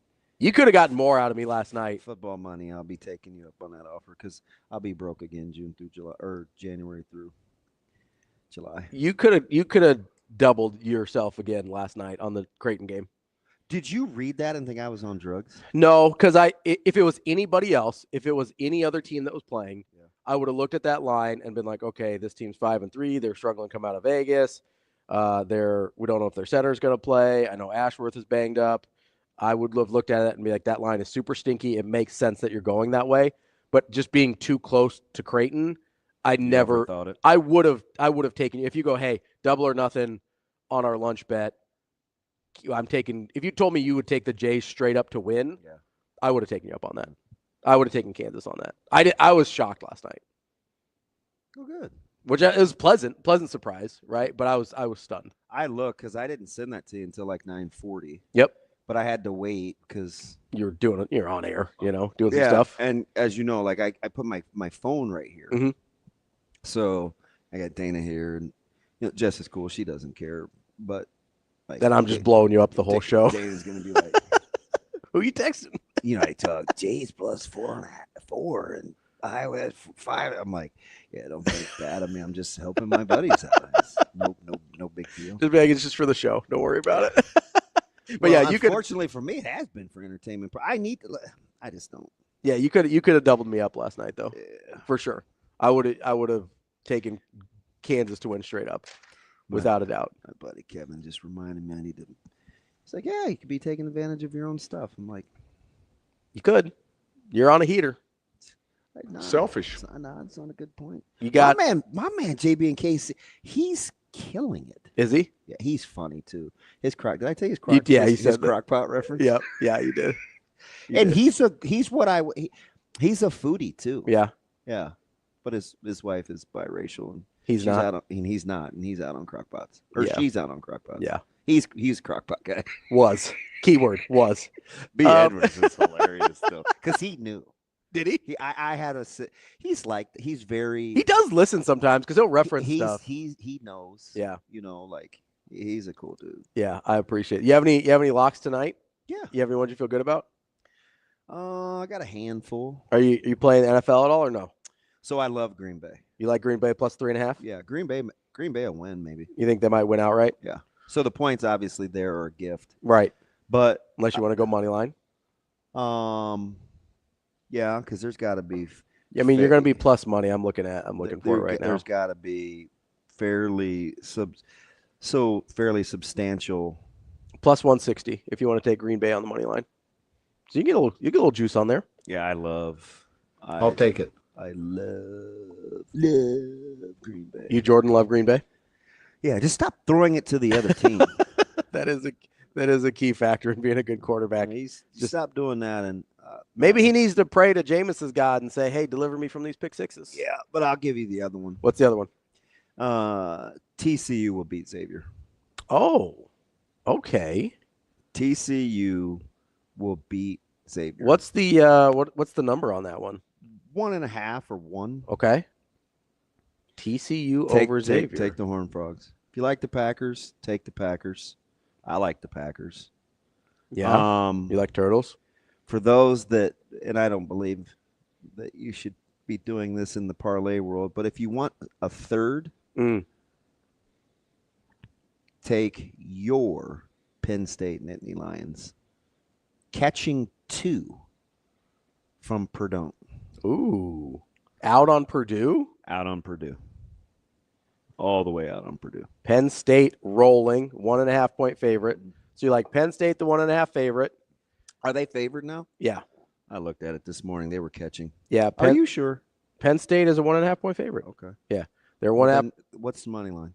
Money line on that one is plus, or Penn State's minus 125. So you're paying a little premium on that one. But you're winning. What's up, little lady? She's got to be like 18 by now. I don't know if I could be amazing today. So you're not feeling the minus money on Penn State then? I like the money line. You like the money line? Yeah. Minus 125. Yeah. You like plus 1.5 for TCU. Mm-hmm. And you like Green Bay plus 3.5. Correct. Those are our winners. Yeah. Lock them in. Lock them in. DB's on a heater. Lock them in. Did I answer anything that you wanted to ask me? Because I don't feel like I did. In that segment or just like in general? In general about Warhorse is cool. It's fine. Well, we got some picks in. It's all good. Usually you give me like a rundown of games I haven't really. We'll do that tomorrow. We'll do that tomorrow. All right.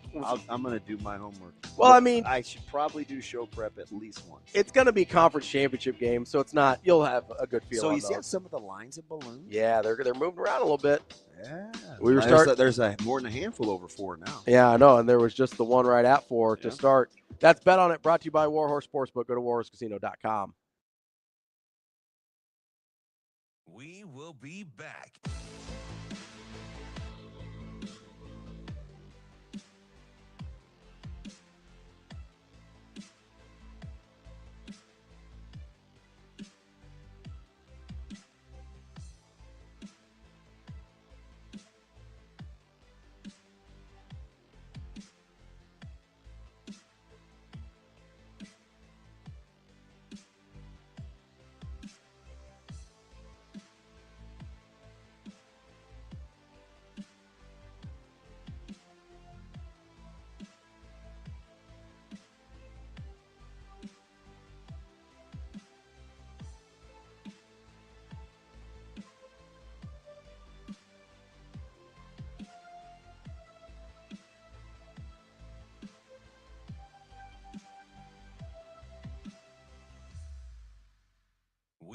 be back.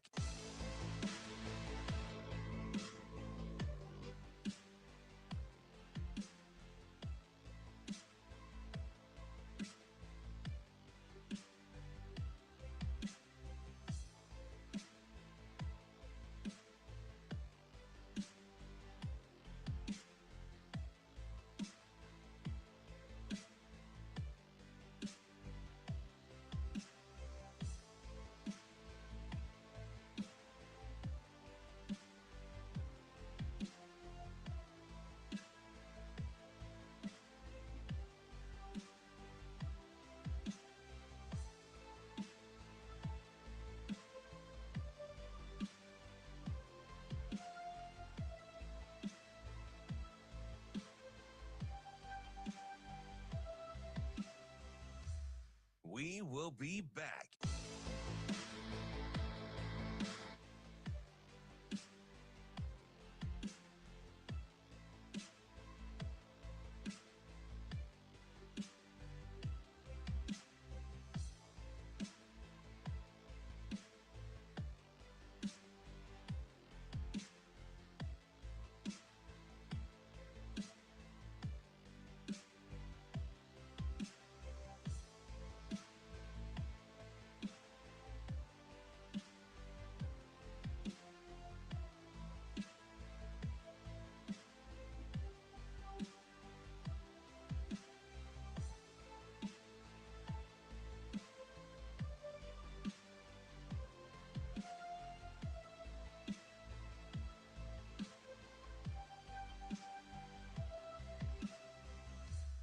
We will be back.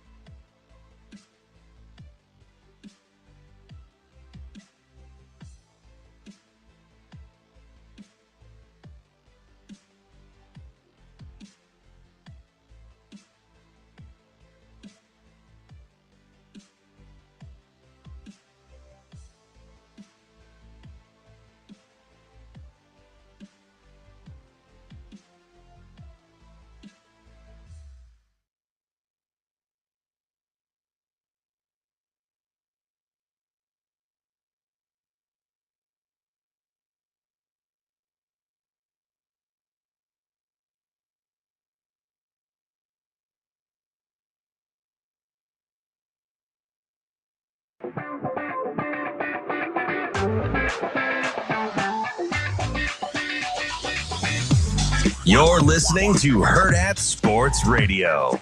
Despite all the angst, because I get the angst, right? Like I get I don't ever want to make a bad decision. I think sometimes when we rush, we make bad decisions. And so like even yesterday, I was able to go out to practice and, we put the ball down and we're competing and John's calling the defenses and I can kind of get a rhythm for how he does it and all that. So I feel really comfortable with him. I feel really comfortable with some other coaches.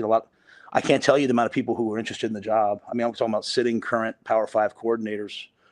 I think what's important to me is I like the way we play defense. I like this defense. I like these fronts. I like the multiplicity of what we did. Like I like, we did some different things against Iowa that I thought were great. And so I don't want to switch to something different. I want to do this defense. And so whoever that is, I don't want to make that decision for a short term, like, oh, we all feel good about it. I don't want to make a splashy hire. I mean, if we'll all remember when I hired Tony in the 3-3-5, I mean, like my phone didn't stop blowing up. Like, how's the 3-3-5 ever going to work? And people were panicked. And I think it's worked out pretty good, So I have no timetable other than just to get it right, just to make it right. Wrapping up the show here on Hurrdat Sports Radio, AM 590, ESPN Omaha, ESPN Tri-Cities, KFOR in Lincoln. That's DB. I'm Ravi Lulla here at Hurrdat Sports Bar and Grill. I did think his comments yesterday about Butler and the DC position were interesting because, and maybe I'm reading way too much into this, which is there's a pretty decent chance that I am. But that sounds like a hedge. No, it's a thing that I do a lot is I kind of overanalyze things. No hedging here. I just pivot. That may be a T-shirt. No hedge here. I just pivot. But I got the sense from the way he was talking about the D coordinator spot that it wasn't going to be John Butler. That's the vibe that I got. was. Well, I'm bound to get one of these right? Because I sure thought Knighton would stay. It seemed like it pretty late in the process. Man. It really did. Stuff just started trickling in. And you got to keep in mind. Yeah. This is happening like about 40 yards from me. Yeah. And I can't see anything. Yeah. So I'm just like, okay, focus, because I love watching film, and I think Jess is hilarious, and I knew we were gonna get the coaches, and the guys are funny too, like the crew, because it's like a whole setup. Yeah. And so it kept me preoccupied, and I only got up twice in 4 hours. I only walked around twice, so that's not a lot for you. It's amazing. Yeah. And I'm like, ooh, just riding the emotions. Okay, we're in. Okay, we're not good. Shoot, hold the phone. Yeah. Ah, fudge. All right, wait. Back in. Damn it. Like, that's kind of how I felt. So that's the sense I got externally, was that Nebraska, just the longer it went on, it's like, okay, obviously Nebraska's doing everything they can to retain this guy, just from a timing perspective, right? Yeah. His name came out initially at the same time the report of Tony White did, and then radio silence for a few days before yesterday when it gets confirmed that he's leaving. So just logically putting things together, I'm going, okay, obviously Nebraska's making a push to try and keep Terrence Knighton here. There's probably some back and forth going on. And so I go, okay, I imagine Nebraska would have matched money. That's an assumption I'm making. I don't know. So I go, okay, so what? I can't help you there. No, yeah, and that's fine. I'm just, this is me kind of trying to fill in blanks just from a logical perspective. Because I'd love to be a fly on the wall of just how that went down, right? Because I think it's super interesting. Although there is this part of me. Yeah. And I wonder, and I don't have the stones to just probably sit down and ask him, except for maybe a day when we're both older men, sitting on the porch swinging with our lemonade. But I wondered, like, he's so good at building relationships. Did he, in this situation, did he treat Coach Knighton more like a son than an employee? Yeah. Because, you mentioned this. He's known him since he was 17 years old. Yeah. Like, he played for him, coached under him. I did think it was interesting. Coach Rule brought that up. He goes, some of these guys have been around me for a really long time, and they kind of want to go do, at some point, like, try it on their own. Yeah. Right? And that's a thing that I think does matter. Right? Because, you've brought this up. Sometimes you're like, okay, am I only getting these opportunities because of who I know, or because, like, people I know care about me? Mm-hmm. And if you're a coach and you're ambitious and you're like, okay, I've got this other opportunity to do this thing with Tony White, who didn't have an attachment to me before he got here and has decided independently that he likes me and thinks I'm good at what I do, like, that can be appealing, of getting that that validation from somebody that doesn't necessarily have an emotional attachment to you in the same way. Right. So I do wonder about that. I wonder about sometimes that's good for emotional balance too. Sure. Yeah. Right. Yeah. It's good to have that's interesting. It's good to have that in your life of, hey, this person doesn't have to like me and they do anyway. Yeah. Right. And I think that's funny. That's how I feel about like AC. Yeah. Adam. Yeah. And I think that's valuable to have in your life. Very much so. It's valuable to have people in your life that, and it's still a little different with Terrence Knighton, because, like, both Coach Rule and Coach White want something from him, right? They want him to be their D-line coach and continue to be good at his job. So it's a little different there, because there, to a certain degree, has to be an agenda, because you're talking about high-performing individuals. But I do think Coach Rule looks at it as, he said it yesterday, he's had 5 D-line coaches in his time as a head coach. And so I do think Coach Rule probably looks at it like, well, I want Terrence Knighton. I don't need Terrence Knighton, right? So there's that funny thing I go back to, and I can't think of it right off the top of my head. Remember, I always talk about this. It's how Rule can love you and you walk away thinking from him at the same time. Yeah. And somebody worded it a lot better than I could, and I was like, man, I think that's what it is. It was probably somebody like, I don't know, it's probably DJ or something. But I was talking to Lance about this yesterday. Mm-hmm. And I'm like, I kind of liken it to the coaching departures and the transfer portal to like divorce, right? Because one or the other said, hey, you're clearly not who I want or what I need. I'm going to choose to do something different. And there's kind of this isn't what's best for me anymore. Yeah. And so there's this realization that like you're not good enough or they want something different. They want something else, and which is not the same thing. It can or can't be. Right. But it doesn't have to be. It doesn't have to be. Yeah. Right. So, I don't, because people will like their needle's going to move all over the place about the transfer portals, and they're not done with player departures. And there's going to be some more names. You're going to be like WTH, and people will be like the sky is falling. But at some point, when you've been through enough of the struggles, which I believe Coach Rule is built for, he is uniquely built for. And it was verified yesterday by somebody that's known him in a different capacity. When he said his ability, when Coach Holgorsen was talking about his ability to function at a high level with chaos all around him and kind of seemingly just do his thing. Like, see, I can admire that because that's somebody that tries to do a lot of the same thing and has had some notorious meltdowns. At least 3 or 4 catastrophic ones that I can think of myself. So I don't know how it manifests itself in Coach Rule's life when you try to like carry the burden to do for the greater good, even though you're like miserable. Yeah. Yeah. You're struggling yourself. Like it manifests itself in a lot of different ways. But having said that, when you're still overseeing all these people and they still want to be around you, like there's something to be said for that. There just is. Like I want some of what that guy has. Yeah. Or I feel like the more I'm around him, the better I'm going to be. Yeah. And that's genuinely how people feel. That's why, I was like, people need to slow down with the whole Tony White speculation. I was like, there's only a couple of things that could get me to make a move that doesn't seem right. Like it makes a ton of sense. On the surface. Yeah. One of them was family. Outside of it having to be about family. Yeah. Like it's the only thing I could think of immediately was because those are the parts we can't see. Yeah. Which is why I went through the process of it not making sense from a football standpoint. And I think we need to think about that with players in the portal too. And you also need to think about it with players or coaches that he brings that he brings in the program. He told you what his vision was in terms to offset movement and freedom of movement. Yeah. Because remember, he's also the same guy that when people were up in arms about Trev, he said, "Man, you guys get too emotionally attached." Yeah. He said he said this is a very fluid thing. You have to learn to think fluidly. Yeah. I was like, oh, okay, I guess I'm over it. People are gonna come and go. I mean, back to Mike Minter looked at me. He was like,